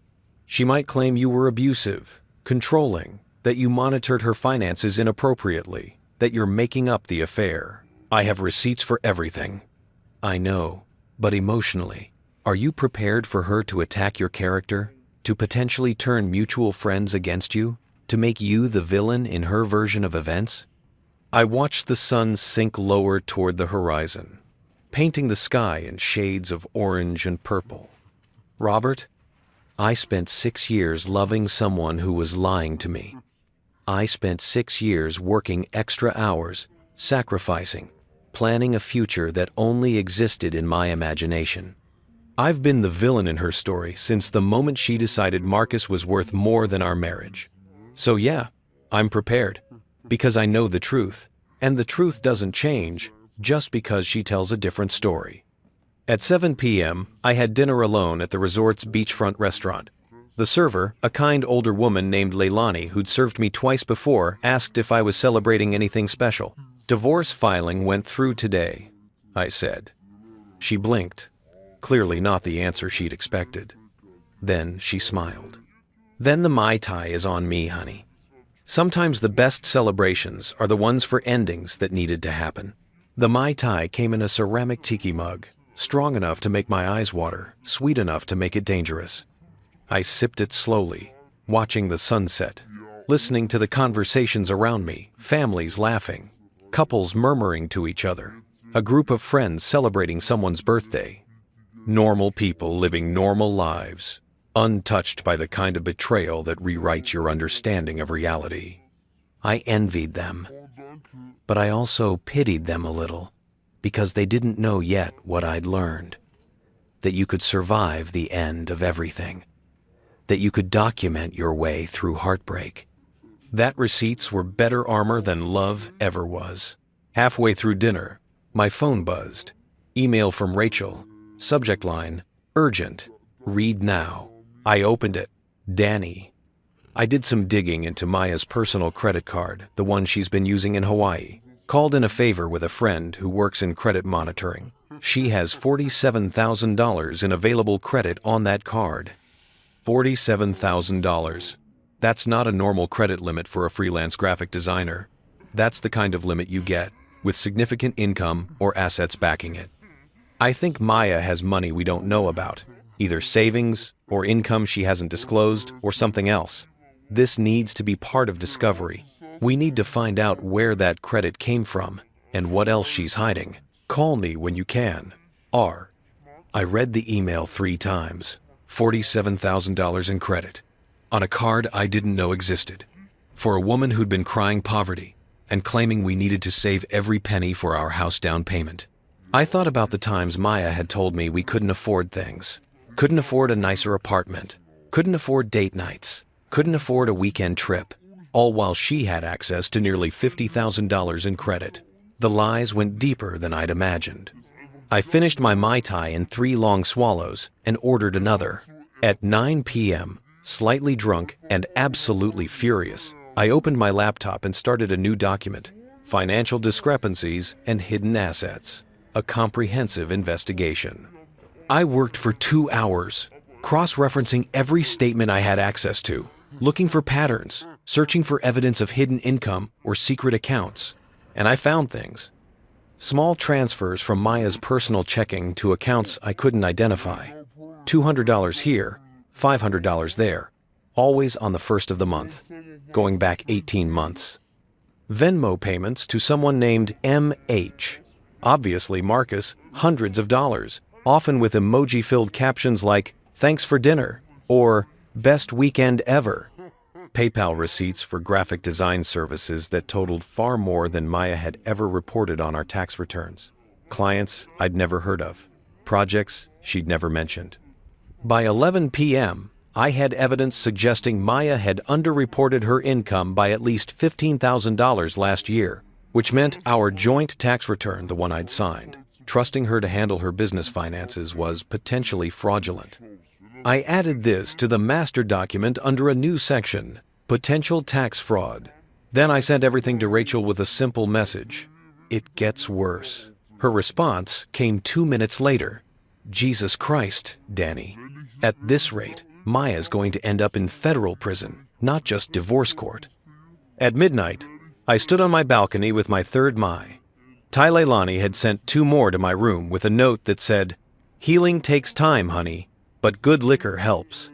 And I looked out at the ocean. The moon was nearly full, turning the water silver. Somewhere out there, on this same island, Maya and Marcus were probably arguing about money, about me, about how everything had gone wrong. They'd expected me to roll over, to accept the humiliation, to quietly disappear while they enjoyed the vacation I'd paid for. They'd underestimated the power of a man who knew how to read a balance sheet. My phone buzzed one last time. Text from James. Maya showed up at my apartment tonight, crying, begging me to talk to you. Said she made a mistake. Said she loves you. Said Marcus pressured her into everything. I told her to save it for her lawyer. She called me a traitor. I called her a liar. Mom tried to make me apologize. I moved out instead, crashing with a friend. But Danny, I don't regret it. Standing up for what's right matters more than family peace. I typed back, thank you for everything. You're a better man than your sister deserves. His response, so are you. That's why she lost you. I finished my drink and went to bed. Tomorrow, the real work would begin. Discovery, depositions, legal warfare. But tonight, I slept, the sleep of the righteous, the sleep of a man who'd chosen truth over comfort, documentation over denial. I slept knowing that every lie Maya had told was now written down, time-stamped, cross-referenced, and ready to be presented in court. I slept knowing that Marcus's con artist past would be exposed, that his manipulation would be laid bare for everyone to see. I slept knowing that I'd built a case so thorough, so comprehensive, so utterly damning that there was no version of events Maya could spin that would survive contact with the evidence. And in the morning, when I woke to another perfect Hawaiian sunrise, I would continue the work of dismantling the life she'd built on lies, one receipt at a time, one documented conversation at a time, one truth at a time, until there was nothing left but the reality she'd tried so hard to hide. Tuesday morning, I woke to 17 missed calls, all from the same Portland number, Maya's mother, Mrs. Lynn. I didn't listen to the voicemails. Instead, I ordered breakfast macadamia nut pancakes, Portuguese sausage, fresh papaya, Kona coffee strong enough to wake the dead, and ate on my balcony while watching surfers catch the early morning waves. My phone rang again. Mrs. Lynn, persistent. I answered. You monster. Her voice was shaking with rage. You absolute monster. How dare you? How dare you abandon my daughter in a foreign place, with no money, no way home, no way. Mrs. Lynn, I interrupted, my voice calm.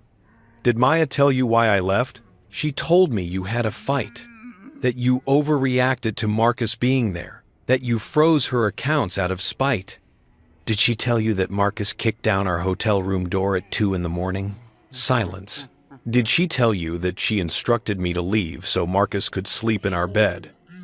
Did she tell you about the 8 months of affair charges I found? The $23,000 she spent on hotels and dinners and gifts for him? That's, Maya said, you're making things up, that you're angry and lying. I have receipts, Mrs. Lynn. Bank statements. Hotel records. Police reports. Your daughter has been having an affair with Marcus Hale for at least 8 months, possibly longer. She spent our house down payment money on him, and when he showed up drunk and violent, she chose him over me. I could hear her breathing, sharp and quick. I don't believe you. You don't have to believe me. The court will. I filed for divorce yesterday. Maya will be served tomorrow. And when this goes to trial, every charge, every lie, every receipt will be entered into public record. Everyone will see exactly who your daughter is. You're trying to ruin her life. No, Mrs. Lynn, I'm trying to save mine. Maya ruined her own life the moment she decided Marcus was worth more than our marriage. I hung up. My hands were trembling, but not from fear, from something else. Something that felt like freedom mixed with grief, like watching a building you built with your own hands burn down while knowing you were the one who struck the match. It had to burn. It was built on rot. At 10 a.m., I received an email from a name I didn't recognize, Sarah Chen. The subject line read, "You don't know me, but we have something in common." I opened it cautiously. Mr. Chen? My name is Sarah Chen. No relation, despite the last name. I saw your name in a police report. I have a Google alert set for Marcus Hale for reasons. I'm the woman who filed a restraining order against him in 2021. I don't know your full situation, but if Marcus is involved, I can guess. He has a pattern: charm, manipulation, financial exploitation, then rage when things don't go his way. I'm reaching out because I wish someone had warned me before I got involved with him. I lost $50,000, my sense of safety, and 2 years of my life to that man. If you're building a case against him, or against someone who chose him, I'm willing to testify, to share my experience, to help however I can. No one should have to learn about Marcus Hale the hard way. Please feel free to contact me if I can be of assistance. Sarah Chen. She included her phone number. I sat staring at the email for a full minute, then forwarded it to both Rachel and Robert with the message, "Potential character witness. Woman who got a restraining order against Marcus, willing to testify." Rachel's response was immediate. "This is gold, Danny. Absolute gold. A previous victim willing to testify about Marcus's pattern of behavior? That establishes him as a con artist and manipulator, which reflects on Maya's judgment and decision-making. Call her. Get her full story. Record it if she's willing." I called Sarah Chen at 10:30 a.m. She answered on the second ring. "Mr. Chen?" "Daniel, please. Thank you for reaching out." I had to. Her voice was steady, but carried the weight of someone who'd survived something terrible. When I saw Marcus's name in a police report from Hawaii, associated with property damage and a potential domestic incident, I knew someone else was going through what I went through. "Can you tell me what happened with you and Marcus?" She took a breath. "We met at a networking event in 2019. He was charming, successful, or so he claimed. Said he was launching a tech startup, that he was on the verge of major funding. We started dating. Within 3 months, he'd moved into my apartment." This sounded familiar in a sickening way. He was attentive at first, romantic, but there were red flags I ignored. He never paid for anything, always had an excuse. His credit cards were temporarily frozen. His bank was investigating fraud. He was waiting for investor money to clear. I covered everything: rent, food, dates, everything. How much? Over the 6 months we were together? About $30,000. But that's not the worst part. He convinced me to invest in his startup. Said he just needed bridge funding until the real investors came through. I gave him $50,000 from my savings. And there was no startup. There was no startup. There was no investor meeting. There was no product. It was all lies. When I finally figured it out, when I confronted him, she paused. He became a different person. Threatening. Cruel. He said I'd never see the money again, that I was stupid for believing him, that I should be grateful he'd wasted time on someone like me. I closed my eyes. "I'm sorry." When I broke up with him, he harassed me for months, showed up at my work, called my family, posted things about me online. I had to get a restraining order just to make it stop. Her voice hardened. So when I tell you that anyone who chooses Marcus Hale over a good man is either a fool or a fellow con artist, I speak from experience. The woman who chose him is my wife. Was my wife. We're divorcing. Then you're making the right choice. And Mr. Chen? Daniel? Whatever evidence you have, whatever case you're building, I'll support it. Testimony, deposition, whatever you need. Marcus Hale destroyed my life once. I won't let him get away with destroying someone else's. We talked for another 20 minutes. I recorded the conversation with her permission. She gave me dates, amounts, copies of texts from Marcus that ranged from love bombing to threats. She sent me the court documents from her restraining order case. By the time we hung up, I had another witness, another piece of evidence, another layer of proof that Maya hadn't just made a mistake, she'd chosen to align herself with a predator. At noon, Rachel called. "Danny, you need to see something. Check your email. I'm sending you screenshots from Maya's Instagram." I opened my laptop. The email contained 3 screenshots, all from Maya's Instagram story, posted within the last hour. The first was a selfie of Maya, tear-stained and exhausted, with text overlay. "When the person you trusted most betrays you in your darkest moment." The second was a quote graphic. Narcissists will destroy you and then convince everyone you're the crazy one. The third was another selfie, this time with Marcus in the frame, his arm around her protectively. Caption: "At least I know who my real family is. Blood doesn't make you, loyal actions do." I stared at the images, something cold and sharp settling in my chest. "She's building a counter-narrative," Rachel said, "making herself the victim. You're the narcissist who abandoned her. Marcus is the hero who saved her." Of course she is. Danny, this is important. Don't respond, don't comment, don't engage at all. Let her tell her story. Because when the evidence comes out in court, when all those receipts become public record, everyone who believed her is going to feel stupid. The bigger the lie she tells now, the harder the truth will hit later. What if people believe her? Some will. Some people always believe the first story they hear.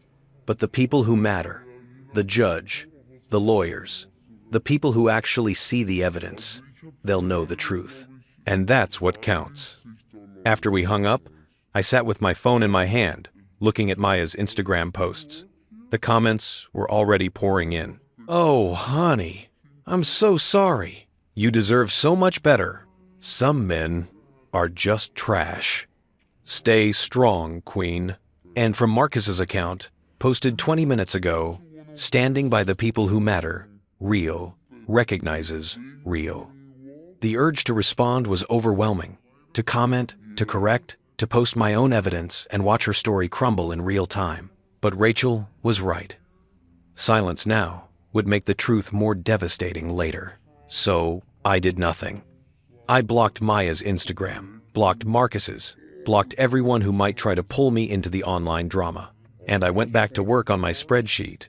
At 2 p.m., Robert called. "She's been served." 3 words that changed everything. Maya received the divorce papers 1 hour ago. Process server found her at her mother's house in Portland. Apparently she and Marcus caught a red-eye back last night. How did they afford the flights? Good question. I'm guessing Marcus's credit card, or maybe Mrs. Lynn paid. Either way, she's officially been notified of the divorce proceedings. She has 30 days to respond. What happens now? Now we wait for her response. She'll hire a lawyer, probably already has one if she's smart. They'll file a counter petition. We'll enter discovery phase. And then things get really interesting. How interesting? Well, I've subpoenaed all financial records from the last 3 years. Bank statements, credit card statements, tax returns, everything.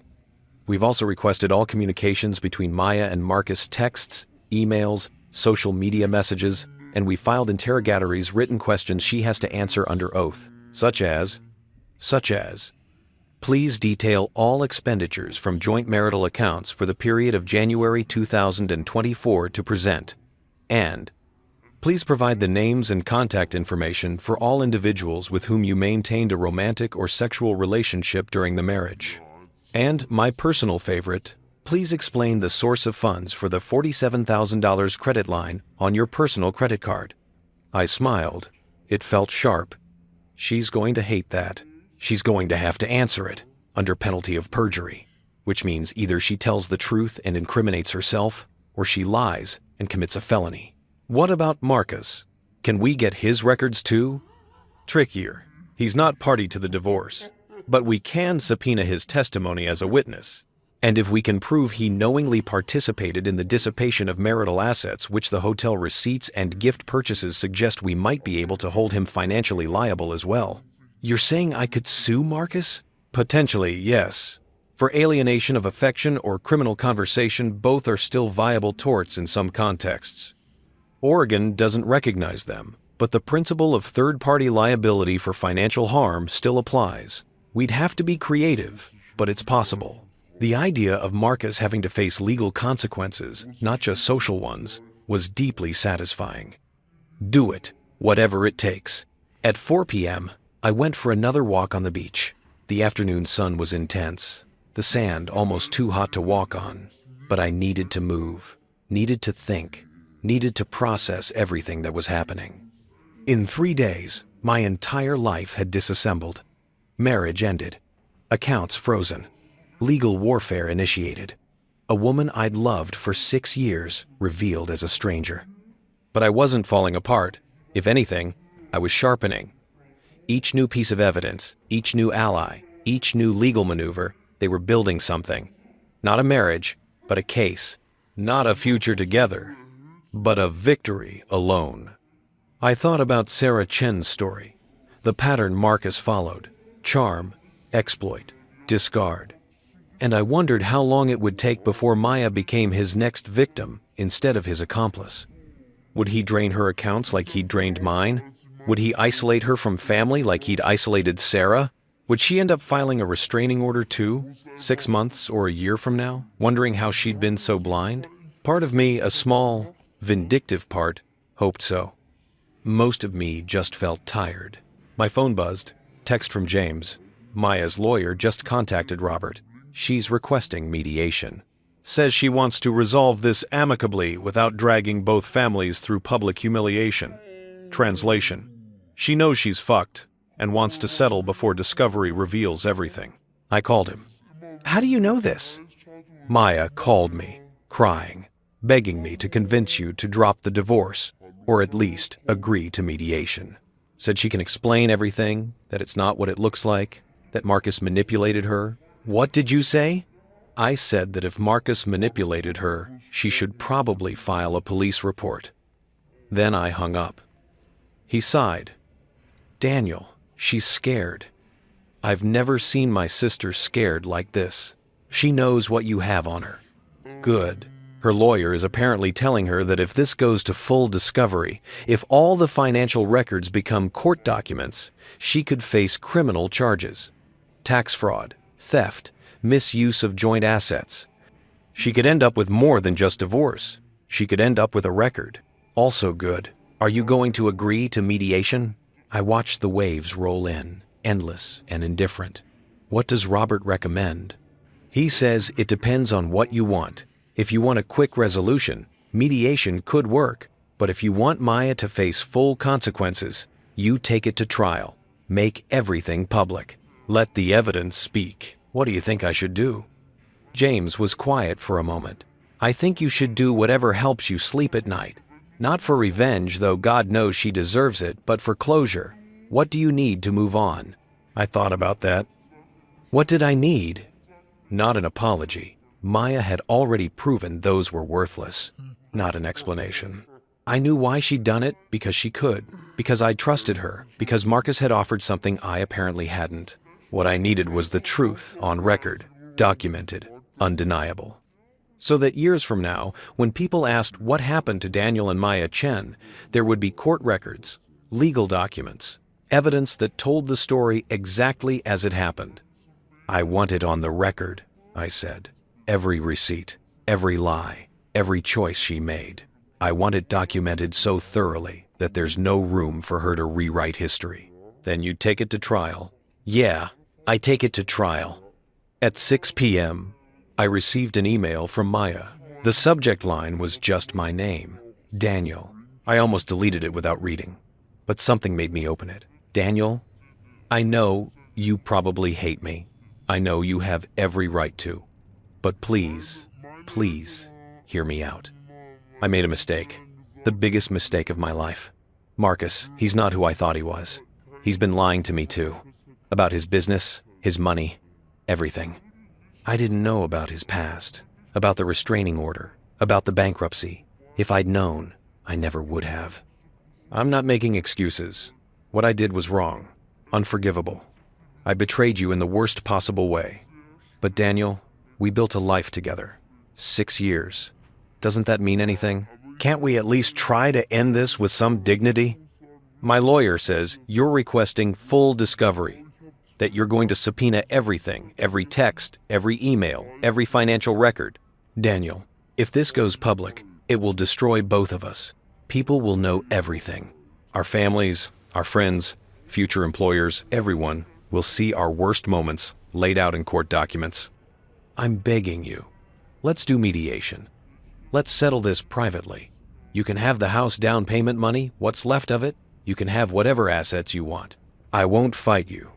I just want this to end without everything becoming public record. Please, For what we had, if it ever meant anything to you. Maya. I read it twice. It was manipulative. Perfectly crafted to appeal to my sense of privacy, my desire for dignity, my memories of the good times we'd had. She was betting that I'd want to avoid public humiliation more than I'd want justice. She was betting wrong. I forwarded the email to Robert and Rachel with a single line: preservation of evidence. Also, no. Robert's response: this is actually helpful. She's admitting the affair, admitting to financial misconduct, and offering a settlement. That's leverage. Don't respond directly. Let me handle attorney-to-attorney communication. Rachel's response: she's panicking. That whole "for what we had" line is pure manipulation. Don't fall for it. You deserve better than a quiet settlement that lets her save face. I closed my laptop and ordered room service again. Kalua, pork, poi, lomi salmon, haupia for dessert. Food I'd never tried before. Food that cost more than Maya and I used to spend on groceries in a week. I ate it all. And while I ate, I thought about what Maya had said, about destroying both of us, about public humiliation.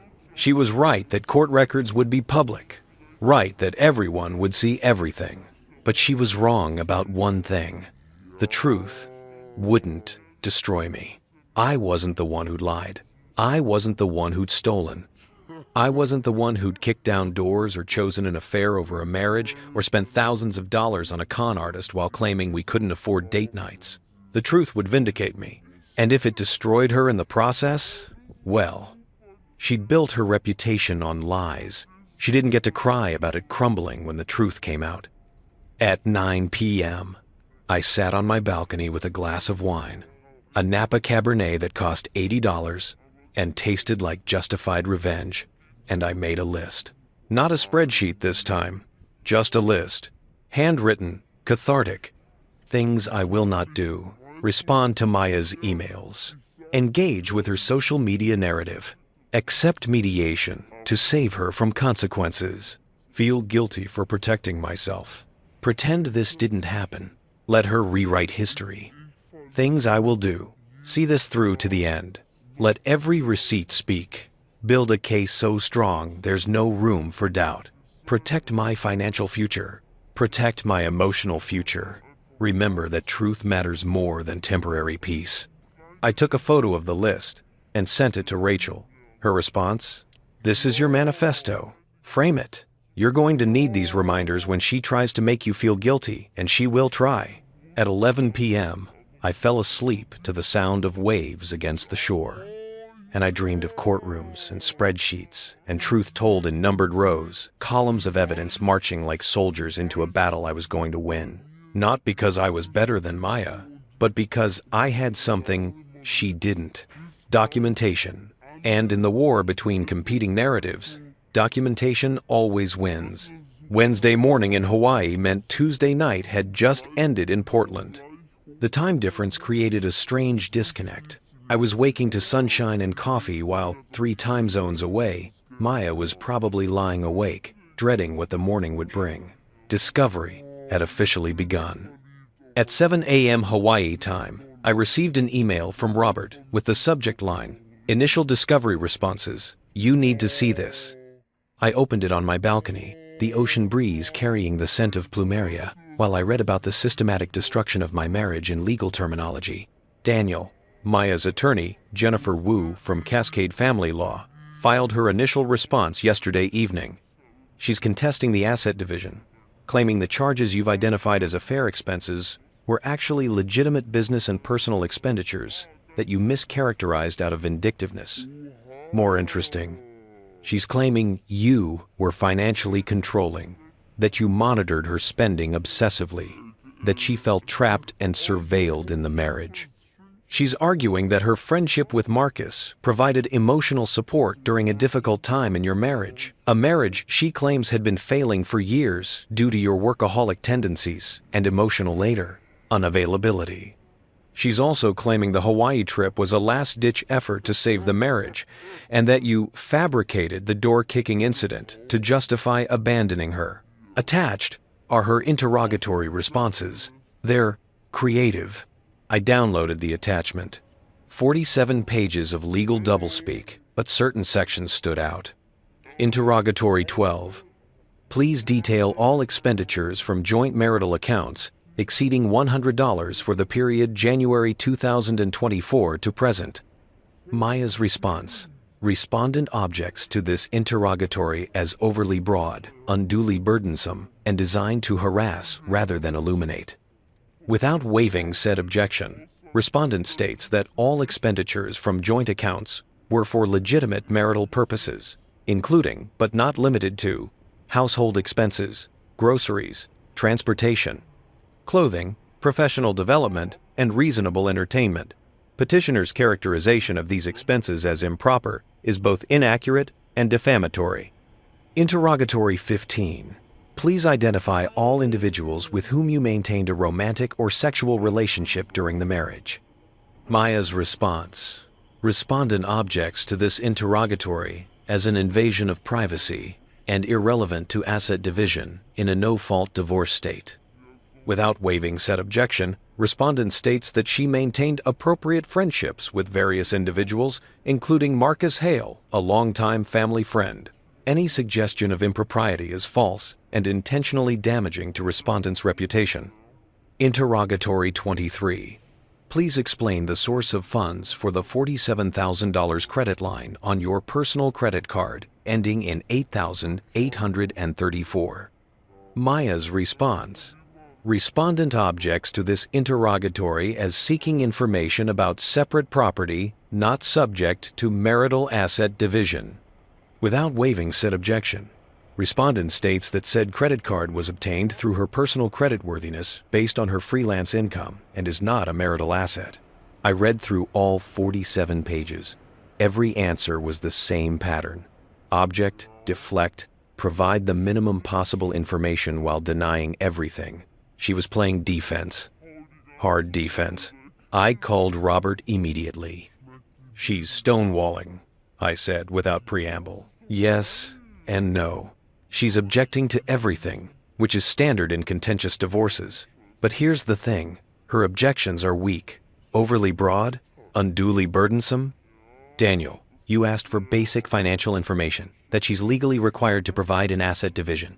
A judge will compel her to answer properly. So what do? We file a motion to compel. We tell the judge that Maya is refusing to comply with legitimate discovery requests, and we ask the court to order her to provide complete, truthful responses within 15 days. If she still refuses, she can be held in contempt. How long does that take? The motion will be heard within 2 weeks. So by mid to late next week, we'll have a ruling. And Daniel? Judges hate when people play games with discovery. This isn't helping her. After we hung up, I opened my laptop and created a new document. Maya's discovery responses, analysis, and counter evidence. For each of her objections and denials, I created a corresponding section with evidence that contradicted her claims. Maya claims all expenditures were for legitimate marital purposes.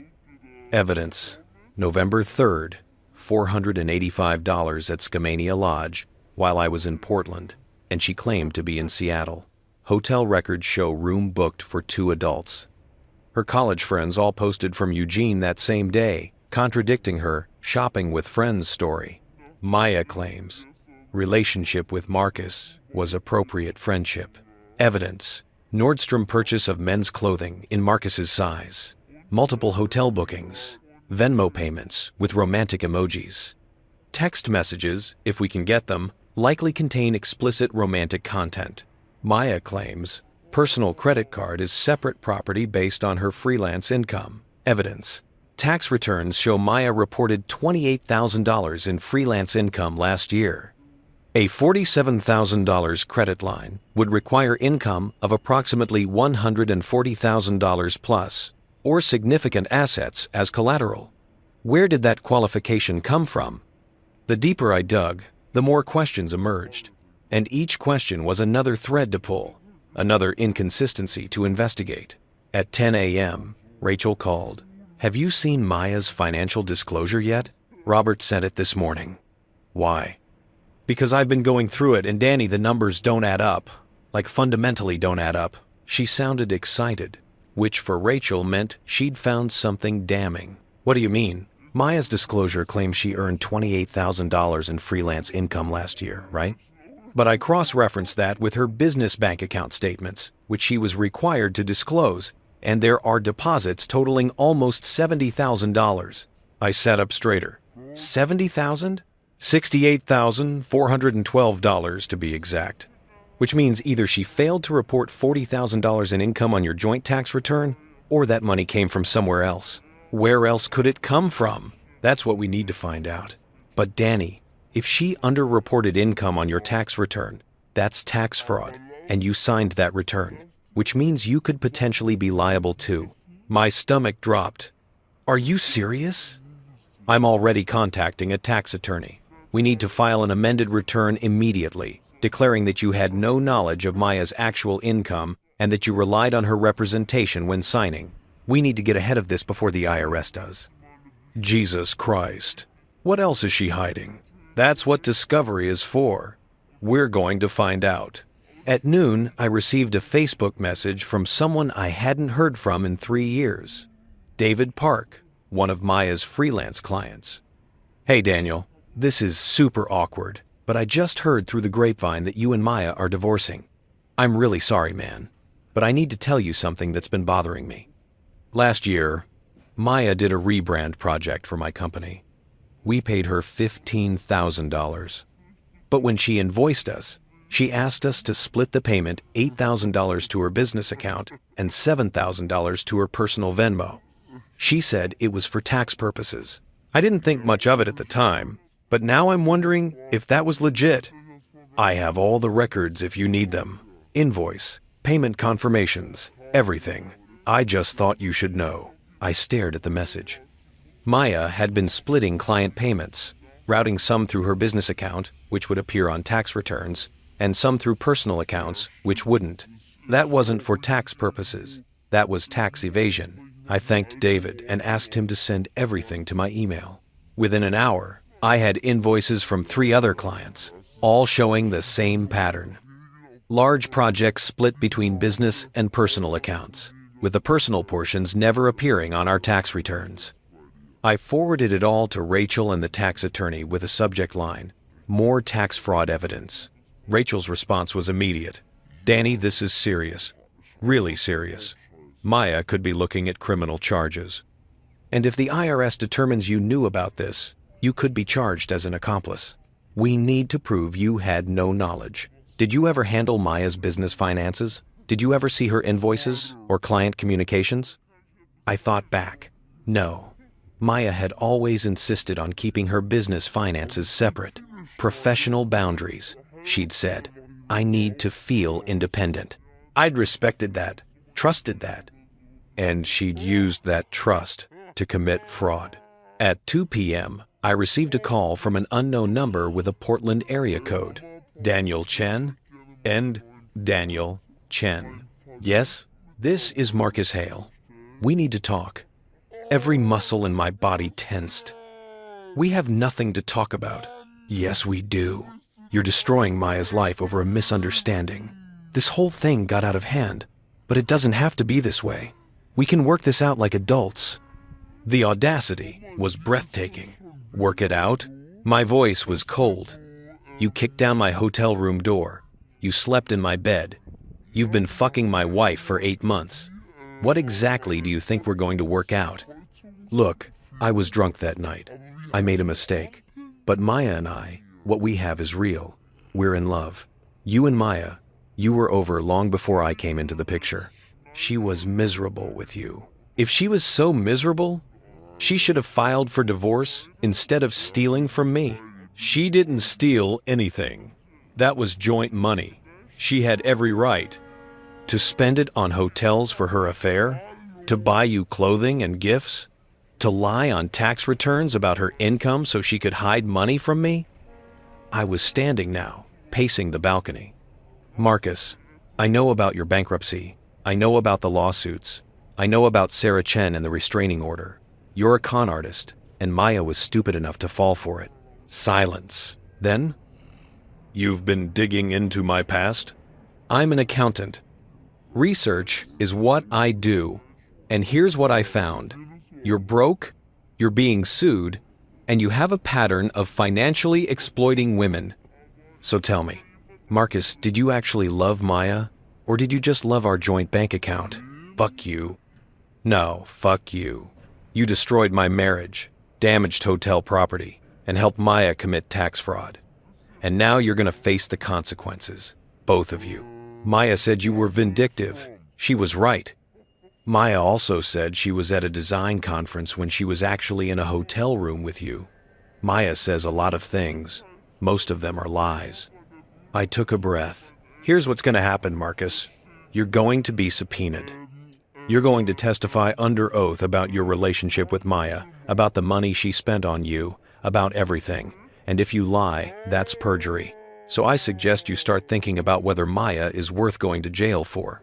You can't do this. I already am. The subpoena will be served within the week. Have a good day, Marcus. I hung up. My hands were shaking. Not from fear or anger, from adrenaline, from the rush of finally confronting one of the people who destroyed my life. I immediately called Robert and told him about the conversation. He called you directly? Robert sounded furious. That's witness intimidation, or an attempt at it. Did you record the call? No, I didn't think.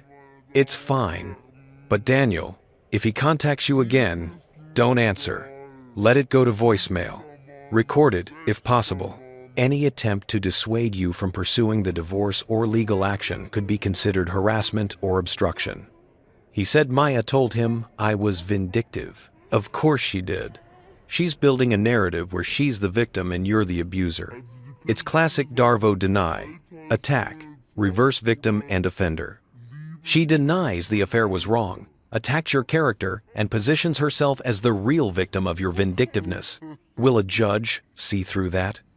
With the evidence we have, absolutely. Judges see this pattern all the time. The spouse who got caught trying to claim the spouse who caught them is the real villain. It never works when there's documentation.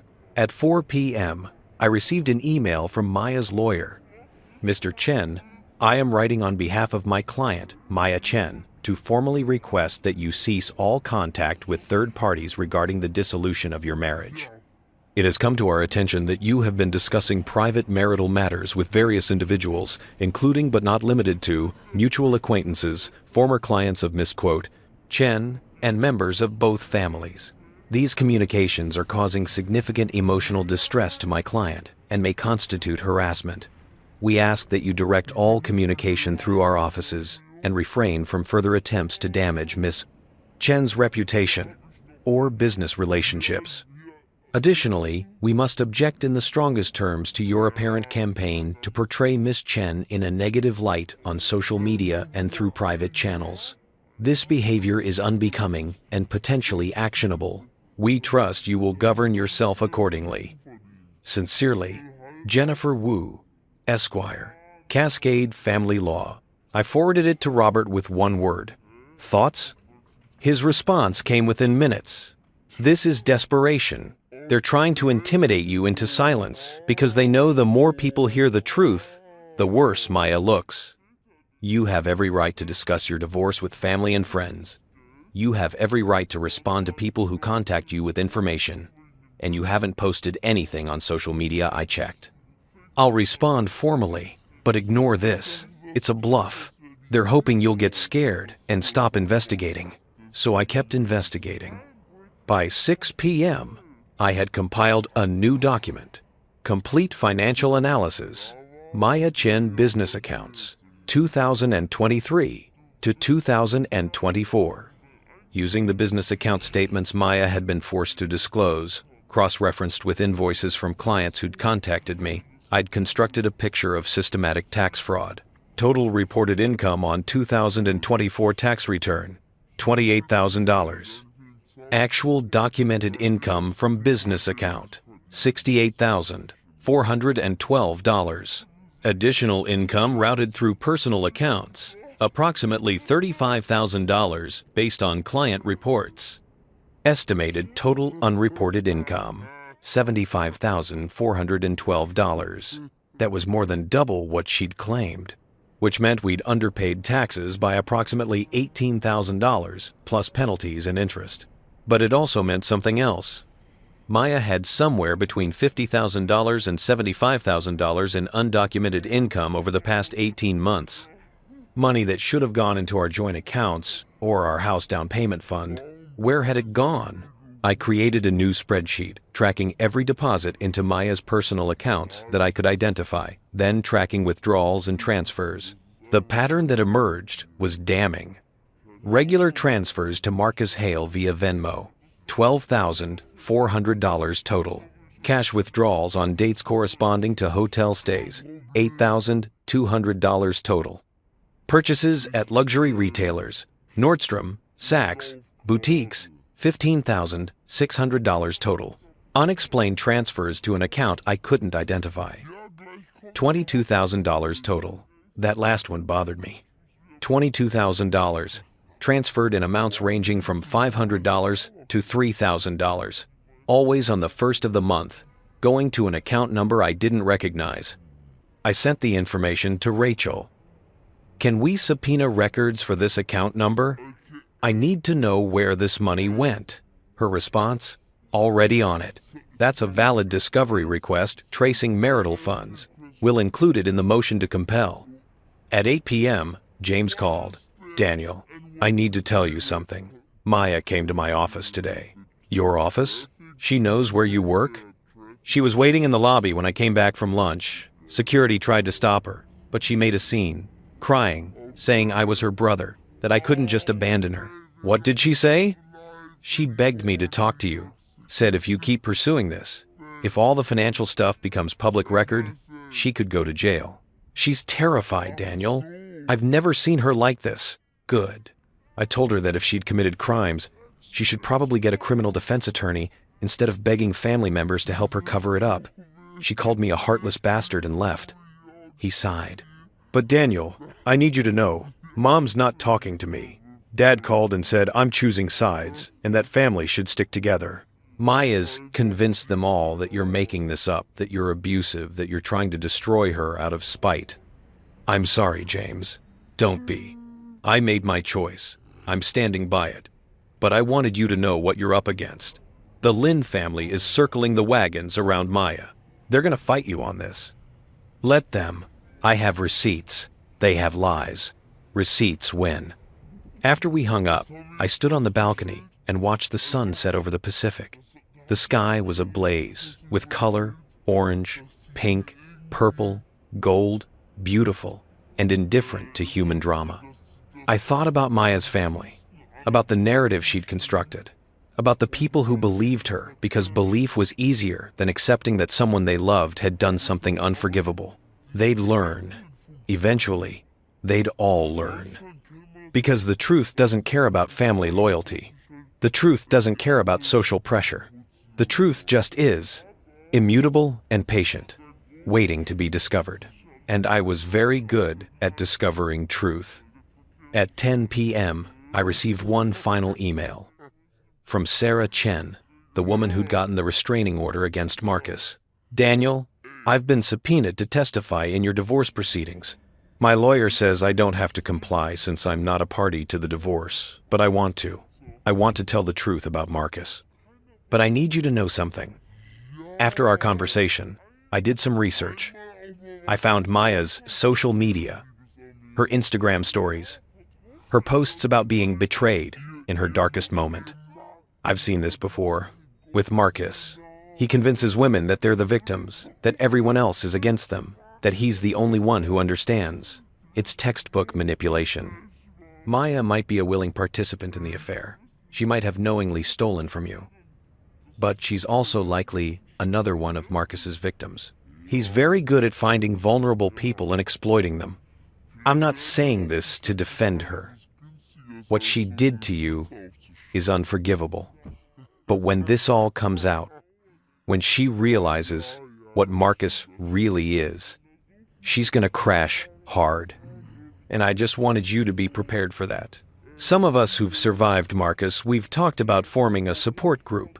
If Maya ever reaches out, If she ever admits what happened, tell her she can contact me.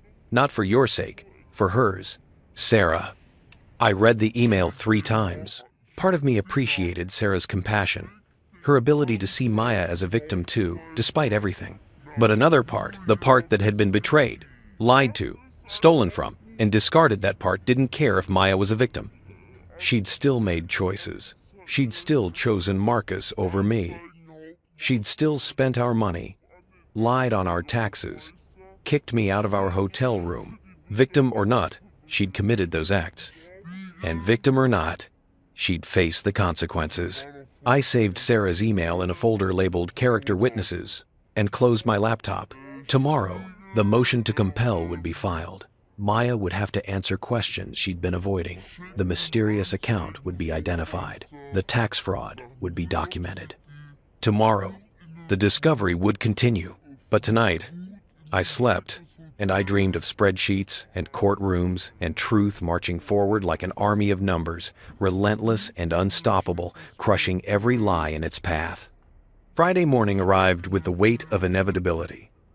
I'd been in Hawaii for 9 days. 9 days that felt simultaneously like a lifetime and like no time at all. The resort had become familiar, the routines comforting, the isolation almost pleasant. But today was different. Today, Maya would be deposed. I wasn't allowed to be in the room. Robert had been clear about that. In Oregon, the deposition would take place at Jennifer Wu's office in Portland, with Maya, her attorney, Robert, via video conference, a court reporter, and a stack of evidence that would make lying very difficult. But I could watch via secure video feed from my hotel room. Robert had set it up the night before, testing the connection, making sure I could see and hear everything, even though I couldn't participate. "You need to see this," he'd said. "You need to watch her try to maintain the lie when confronted with proof. It'll help you understand exactly who you married."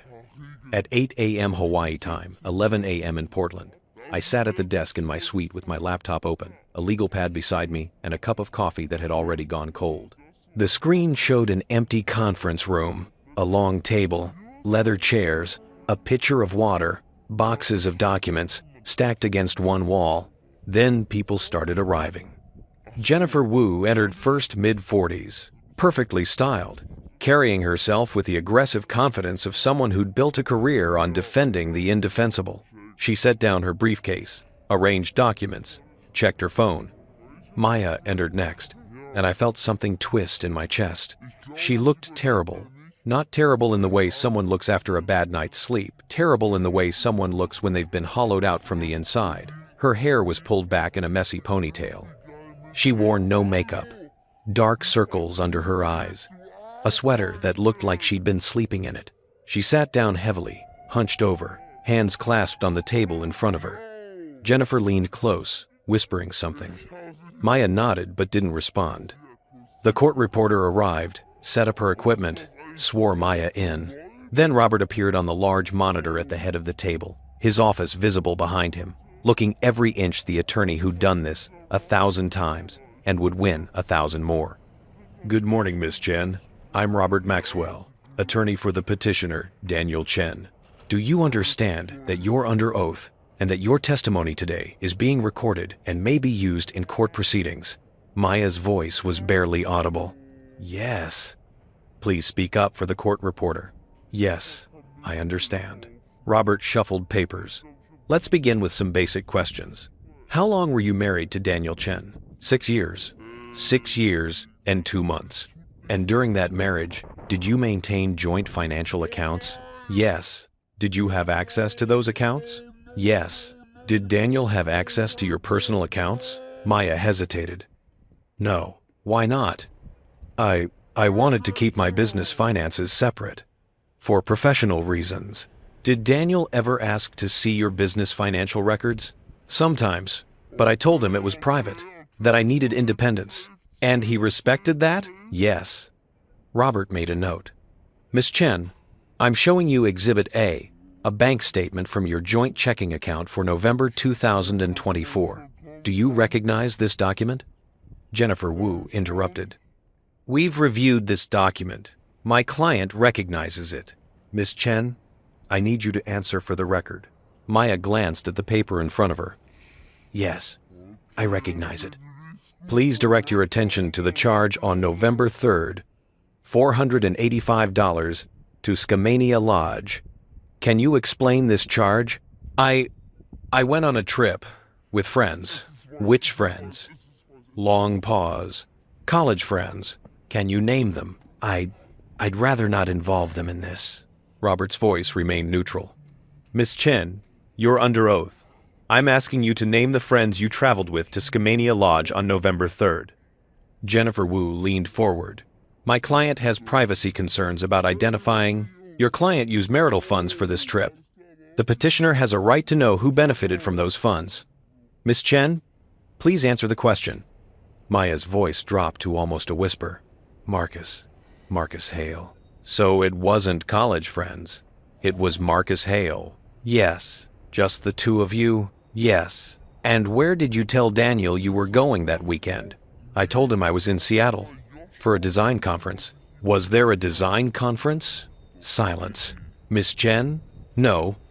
So you lied to your husband about where you were going, used joint marital funds to pay for a hotel room, and spent the weekend with Marcus Hale. Is that accurate?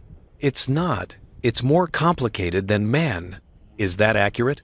Yes or no? Yes. I watched Maya's face crumble on the screen, watched her realize that every carefully constructed lie was being dismantled piece by piece, and I felt nothing. No satisfaction, no vindication, just a hollow acknowledgement that this was who she'd always been. I'd just been too trusting to see it. Robert moved through the charges methodically. Each one received the same treatment. Evidence presented, lies exposed, truth extracted like teeth. The Heathman Hotel in December. A girls' weekend that was actually a weekend with Marcus. The Cascade Room on Valentine's Day. Dinner with my mother that was actually dinner with Marcus while I worked late. The Nordstrom purchases. Christmas shopping that was actually buying Marcus a $400 leather jacket. By noon, Portland time, Maya had admitted to 17 separate incidents of lying about her whereabouts, all funded by joint accounts, all involving Marcus Hale. Then Robert moved to the financial records. Miss Chen, I'm showing you Exhibit M, your business bank account statements for 2024. According to these records, you received deposits totaling $68,412. Is that correct? Maya stared at the papers. I'd have to review them more carefully. These are your bank statements. Your deposits. Is the total of $68,412 accurate? I suppose so. And on your joint tax return for 2024, you reported business income of $28,000, correct? Her face went pale. There might have been an error. An error of $40,000? Some of those deposits might have been reimbursements or transfers, not actual income. I see. Can you identify which deposits were reimbursements and which were income? Maya looked at Jennifer Wu, desperate. Her attorney flipped through papers, clearly stalling. We'll need time to review these records and provide a detailed accounting. Miss Chen has had 3 weeks since the divorce was filed to review her financial records. She's under oath. She needs to answer now. Robert's voice was steel, wrapped in politeness. Miss Chen, to the best of your knowledge, were all of these deposits income from your graphic design business? Most of them, yes. So you underreported your income by approximately $40,000. I didn't mean to. It was complicated. Did Daniel know about this discrepancy? No. 2024. Did you intentionally hide income from him? Long silence. Then, barely audible. Yes. Why? Because I needed. She stopped, started again. I needed money that was mine, that he couldn't track, that he couldn't control.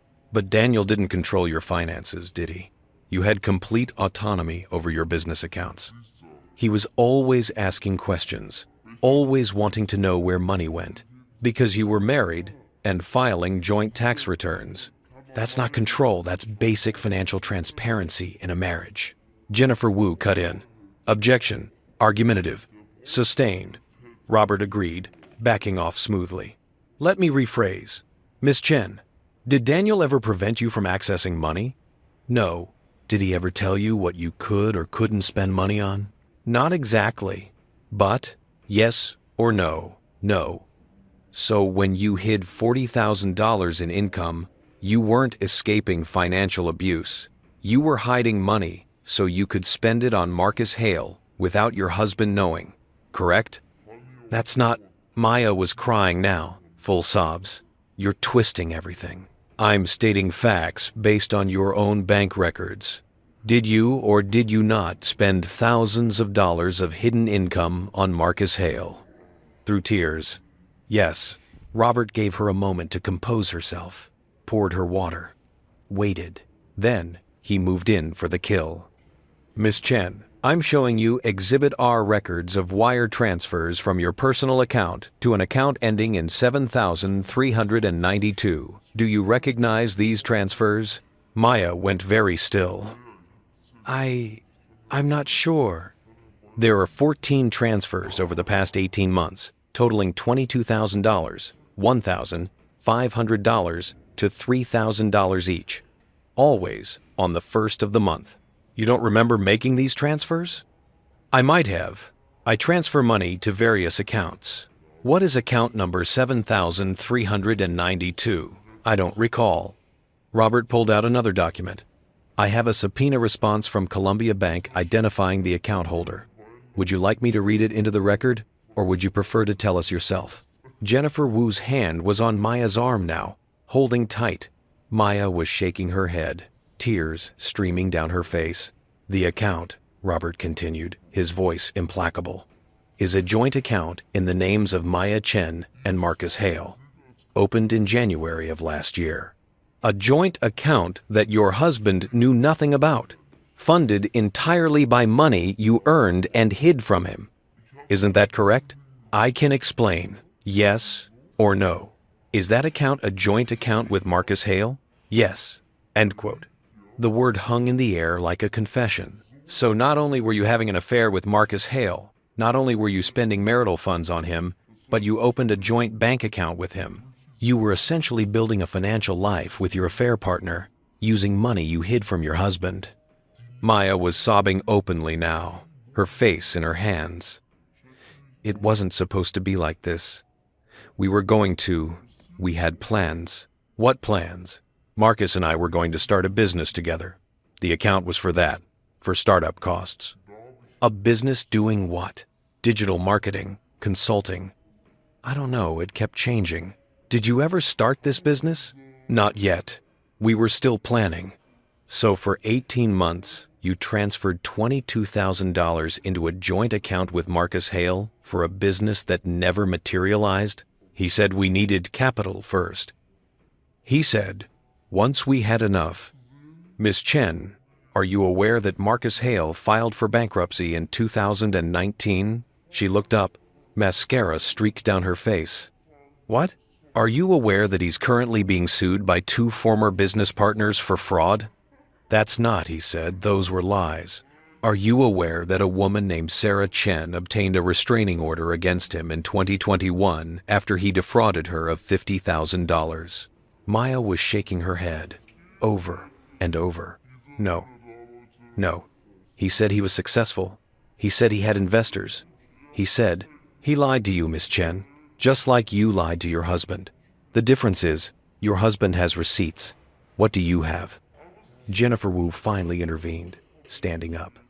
We need a break. My client is clearly distressed. Your client is under oath and in the middle of answering questions about financial fraud. We can break in 10 minutes. I have just a few more questions.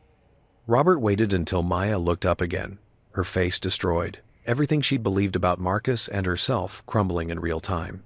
Miss Chen, how much money is currently in that joint account with Marcus Hale? She whispered something inaudible. Please speak up. $400. $400. Out of $22,000 you deposited. Yes. Where did the rest go? Marcus needed it.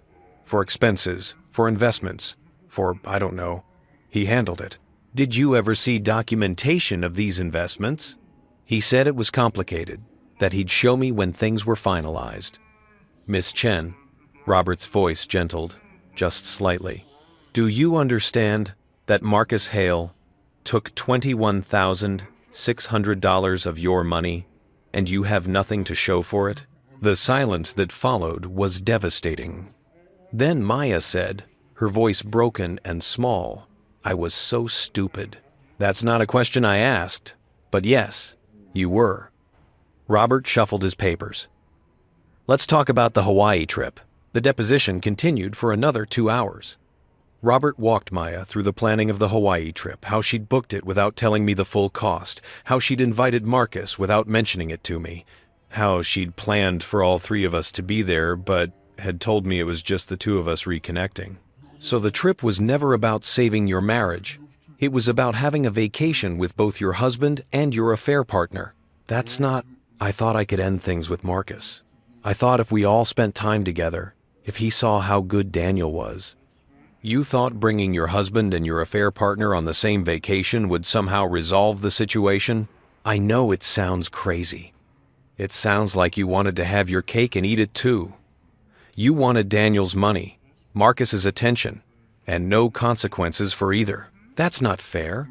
What's not fair, Miss Chen, is what you did to your husband. Now, let's discuss the night of the incident. The night Marcus kicked down your hotel room door. Maya's account matched mine in the basic facts, but diverged in interpretation. Yes, Marcus had kicked down the door, but it was because he was drunk and upset, not violent and entitled. Yes, she'd told me to leave, but it was to prevent a fight, not because she chose Marcus over me. Yes, Marcus had slept in the bed with her, but nothing happened. They were both too upset and tired. Did you try to stop Daniel from leaving? I thought he'd just go to another room. I didn't think he'd... Did you try to stop him? No. Did you go after him? No. Did you call him to explain or apologize? Not right away. I was in shock. You called him the next day, after he'd already canceled all the payments, after you realized you had no money and no way home. That's when you called. I was panicking. You were facing consequences. That's different. By 3 p.m. Portland time, the deposition was over. Maya was a wreck. Jennifer Wu was furious, and Robert was calmly packing up his documents like he'd just completed routine paperwork instead of systematically dismantling someone's entire defense. We'll break here, Robert said. Miss Chen, you'll need to provide complete documentation of the joint account with Marcus Hale, including all withdrawals and their purposes. You'll also need to provide amended tax information showing your actual income. All of this within 15 days. If you fail to comply, we'll file another motion to compel and request sanctions. Jennifer Wu was already pulling Maya toward the door, whispering urgently. The video feed cut out. I sat in my hotel room in Hawaii, looking at the blank screen, and I realized I was shaking. Not from anger, not from vindication, from relief. Because I just watched Maya admit to everything. Every lie, every theft, every betrayal. Under oath, on the record, undeniable. And I'd also watched her realize what Marcus really was. Not a successful entrepreneur, not a supportive partner, not someone building a future with her. A con artist who'd taken her money and left her with nothing but broken promises and an empty bank account. She'd betrayed me for a man who'd betrayed her. The poetry of it was almost perfect. At 4 p.m., Robert called. Did you watch? All of it. Then you know. We won. Not officially, the trial hasn't happened yet, but we won. She admitted to everything that matters. The affair, the financial deception, the tax fraud, the joint account with Marcus. A judge could watch that deposition and make a ruling right now in our favor. What happens next? She has 15 days to provide the additional documentation. Then we move to settlement negotiations, because Daniel, her lawyer, is going to strongly advise her to settle. If this goes to trial, if all of this becomes public record, Maya could face criminal charges, tax evasion, fraud, possibly others. Her lawyer knows this. Maya might not fully understand it yet, but she will. Will she settle? If she's smart, But smart hasn't exactly been her strong suit lately. After we hung up, I walked out onto the balcony. The sun was beginning its descent toward the horizon, turning everything golden. Below, families played in the pool. Couples walked hand in hand along the beach, the world continuing in its ordinary way. I thought about Maya sitting in that conference room, realizing that Marcus had stolen from her the same way she'd stolen from me, realizing that every promise he'd made was a lie, realizing that she'd thrown away a marriage, a future, everything for nothing. Part of me felt sorry for her. Most of me didn't, because I'd given her everything. My trust, my love, my money, my future, and she'd spent it all on a con artist who'd never loved her at all. That was a choice she'd made, and now she got to live with it. My phone buzzed. Text from James. Maya just called me, crying so hard I could barely understand her. She said Marcus stole her money, that she didn't know about his past, that she's ruined everything. I told her I couldn't help her. She needs to face what she's done. Was I too harsh? I typed back, no, she needs to face it. That's the only way she'll ever heal. And James, thank you for standing by the truth, even when it cost you your family. His response, truth matters more than comfort. Dad taught us that. Funny that Maya forgot. I set down my phone and watched the sun sink lower. Tomorrow, I would start planning my return to Portland. The case was essentially won. My evidence had held up. Maya's lies had crumbled. But tonight, I sat in the Hawaiian sunset and I let myself feel everything I'd been holding back. The grief of a marriage ending, the anger at being betrayed, the satisfaction of justice being served, the sadness of wasted years, the relief of freedom, all of it washing over me like waves, each emotion distinct and valid and real. And when the sun finally disappeared below the horizon, when the sky faded from gold to purple to dark blue, I went inside and slept the sleep of someone who'd fought a war and won. Not by being cruel, not by being vindictive, but by being thorough, methodical, and devoted to truth. Receipts don't lie, and neither anymore did I. The call came on a Tuesday morning, 11 days after the deposition. I was back in Portland by then, staying in a furnished apartment downtown while the divorce finalized. The Hawaii trip felt like a fever dream, something that had happened to someone else in another lifetime. But the spreadsheets on my laptop were real. The court documents were real. The empty space where my marriage used to be was very, very real. Daniel. Robert's voice carried a tone I hadn't heard before, almost satisfied.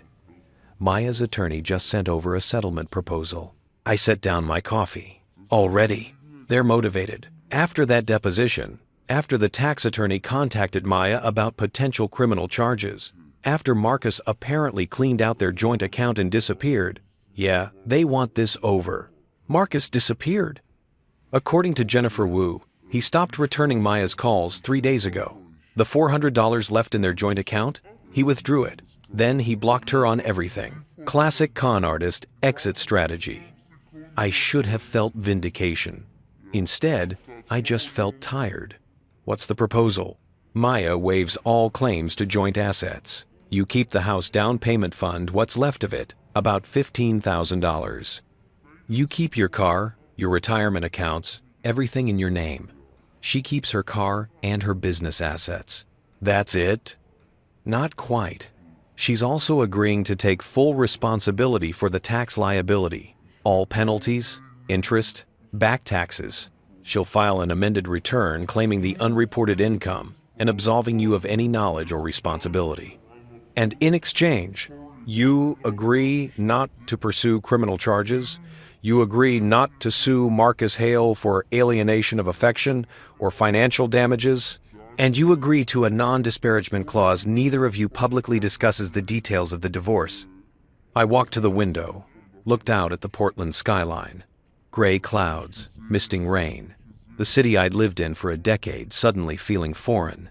She wants to hide what she did. She wants to avoid prison and bankruptcy. The non-disparagement clause protects both of you, technically. But yes, It primarily benefits her. What do you recommend? Robert was quiet for a moment. Honestly, take it. You've won everything that matters. You're getting the assets, she's taking the tax debt, and you're walking away clean.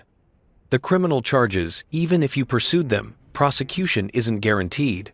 The lawsuit against Marcus would be expensive, and he's judgment-proof anyway. This settlement gives you closure and protection, but the truth doesn't become public record. No, it stays in sealed court documents. Most people will never know the full story. He paused. Is that what you need? Public vindication?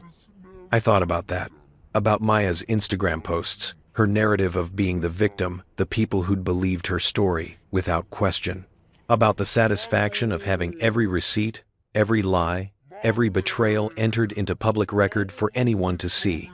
Then I thought about moving forward, about rebuilding, about the energy it would take to pursue criminal charges, to testify in court, to relive the betrayal over and over in depositions and hearings and trials. How long do I have to decide?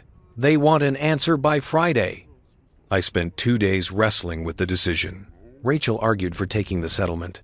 You've already won, Danny. Don't let the pursuit of perfect justice prevent you from accepting good justice. Take the W and move on. James was less certain. Whatever you decide, I support.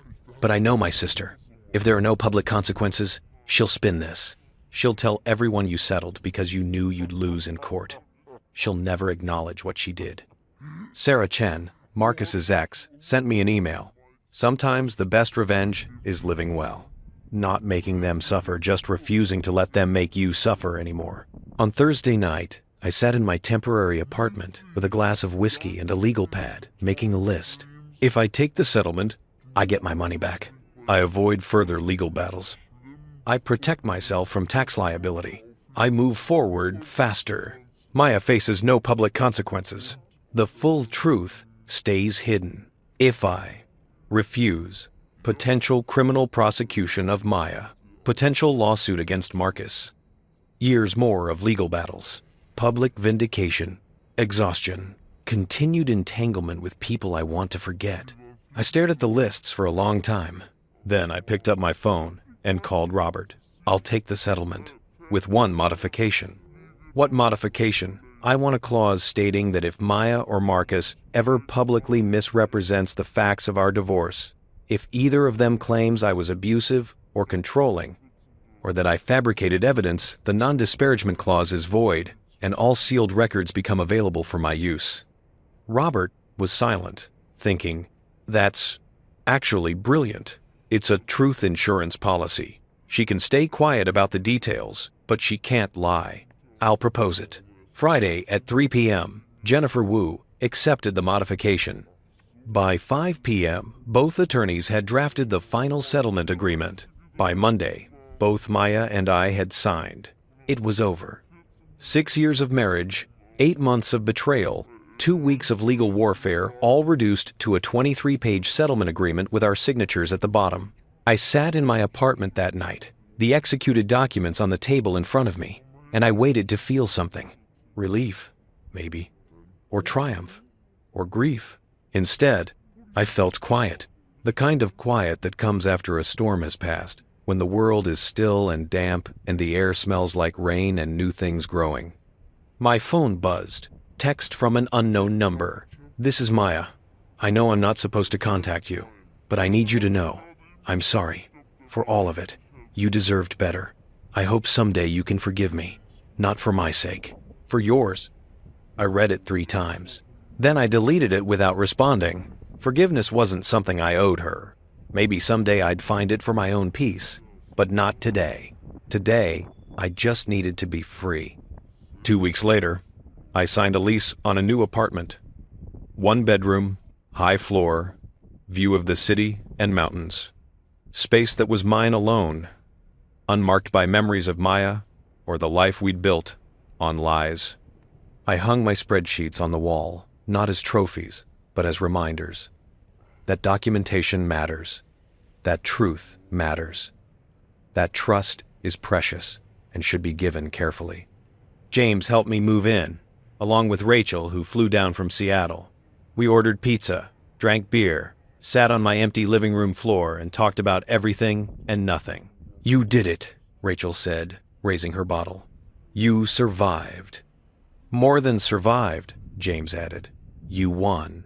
I looked at my sister, my friend, the people who'd stood by me when everything fell apart, and I realized something. I hadn't just documented Maya's betrayal. I documented who stood with me, who chose truth over comfort, who proved that some relationships are built on something stronger than blood or history. "Yeah," I said. "I guess I did." Later, after they left, I stood at my window, looking out at Portland. The city lights were coming on, scattered across the darkening landscape like stars. My phone buzzed one last time. Email from Robert with the subject line, "Final Divorce Decree, Chen v. Chen." I opened the attachment. Official court seal, judge's signature, final decree of dissolution. Effective immediately, I was no longer married to Maya Lin Chen. I was just Daniel Chen, accountant, truth-teller, survivor, man with receipts. I closed the laptop, poured myself a drink, and toasted the empty apartment. To endings that needed to happen, to documentation as self-defense, to the quiet power of knowing the truth, and to whatever came next. 6 months later, I was sitting in a coffee shop in Northwest Portland when I saw her, Maya. She was at the counter, ordering something complicated with oat milk and extra shots, her hands moving nervously as she spoke to the barista. She looked different, thinner, older somehow, with shorter hair and clothes that didn't quite fit right. She hadn't seen me yet. I could have left. Should have left, probably. But I stayed. When she turned with her drink, our eyes met. She froze. For a moment, neither of us moved. Then she walked over, hesitant, like approaching a wild animal that might bolt. "Daniel, Maya, can I?" She gestured to the empty chair across from me. I nodded. She sat down, gripping her coffee cup like a lifeline. "I know we're not supposed to talk. The settlement. The settlement says we can't publicly disparage each other. It doesn't say we can't be civil." She nodded, looking down. "You look good. Healthy. Thanks. You look." I paused, choosing honesty over kindness. "Like you've been through something." A bitter laugh. That's one way to put it. She took a breath. "Marcus took everything. The money in our account. Some things I'd stored at his place, even my grandmother's necklace I'd left there. Just gone." "I know. Of course you know. You tried to tell me. Sarah Chen tried to tell me. But I didn't listen." She looked up, eyes red. "I destroyed my marriage. My family won't speak to me. I'm in debt to the IRS for $40,000, and I have nothing to show for it except the knowledge that I'm an idiot." I sipped my coffee, said nothing. "I'm not asking for sympathy," she continued, "or forgiveness.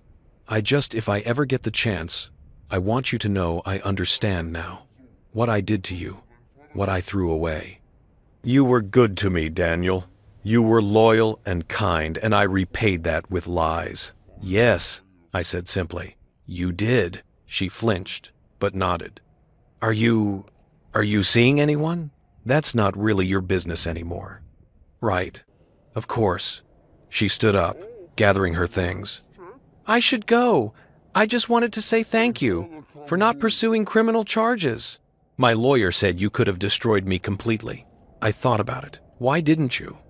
I considered the question. "Because destroying you wouldn't have healed me, and in the end, that's what mattered more." She nodded slowly, tears sliding down her cheeks. "I hope you find someone who deserves you. I hope you find yourself," I replied. "The real version, not the one Marcus wanted, or the one you thought you should be. The actual you." She left without another word. I sat there for a while longer, finishing my coffee, watching the Portland rain streak the windows. And I realized something. I felt nothing. No anger, no satisfaction, no lingering pain. Just peace. The receipts had done their job. The truth had been told. Justice had been served. Now it was just my life. stretching forward, full of possibility and unmarked by the past. I paid for my coffee, left a generous tip, and walked out into the rain. Behind me, the past. Ahead of me, everything else.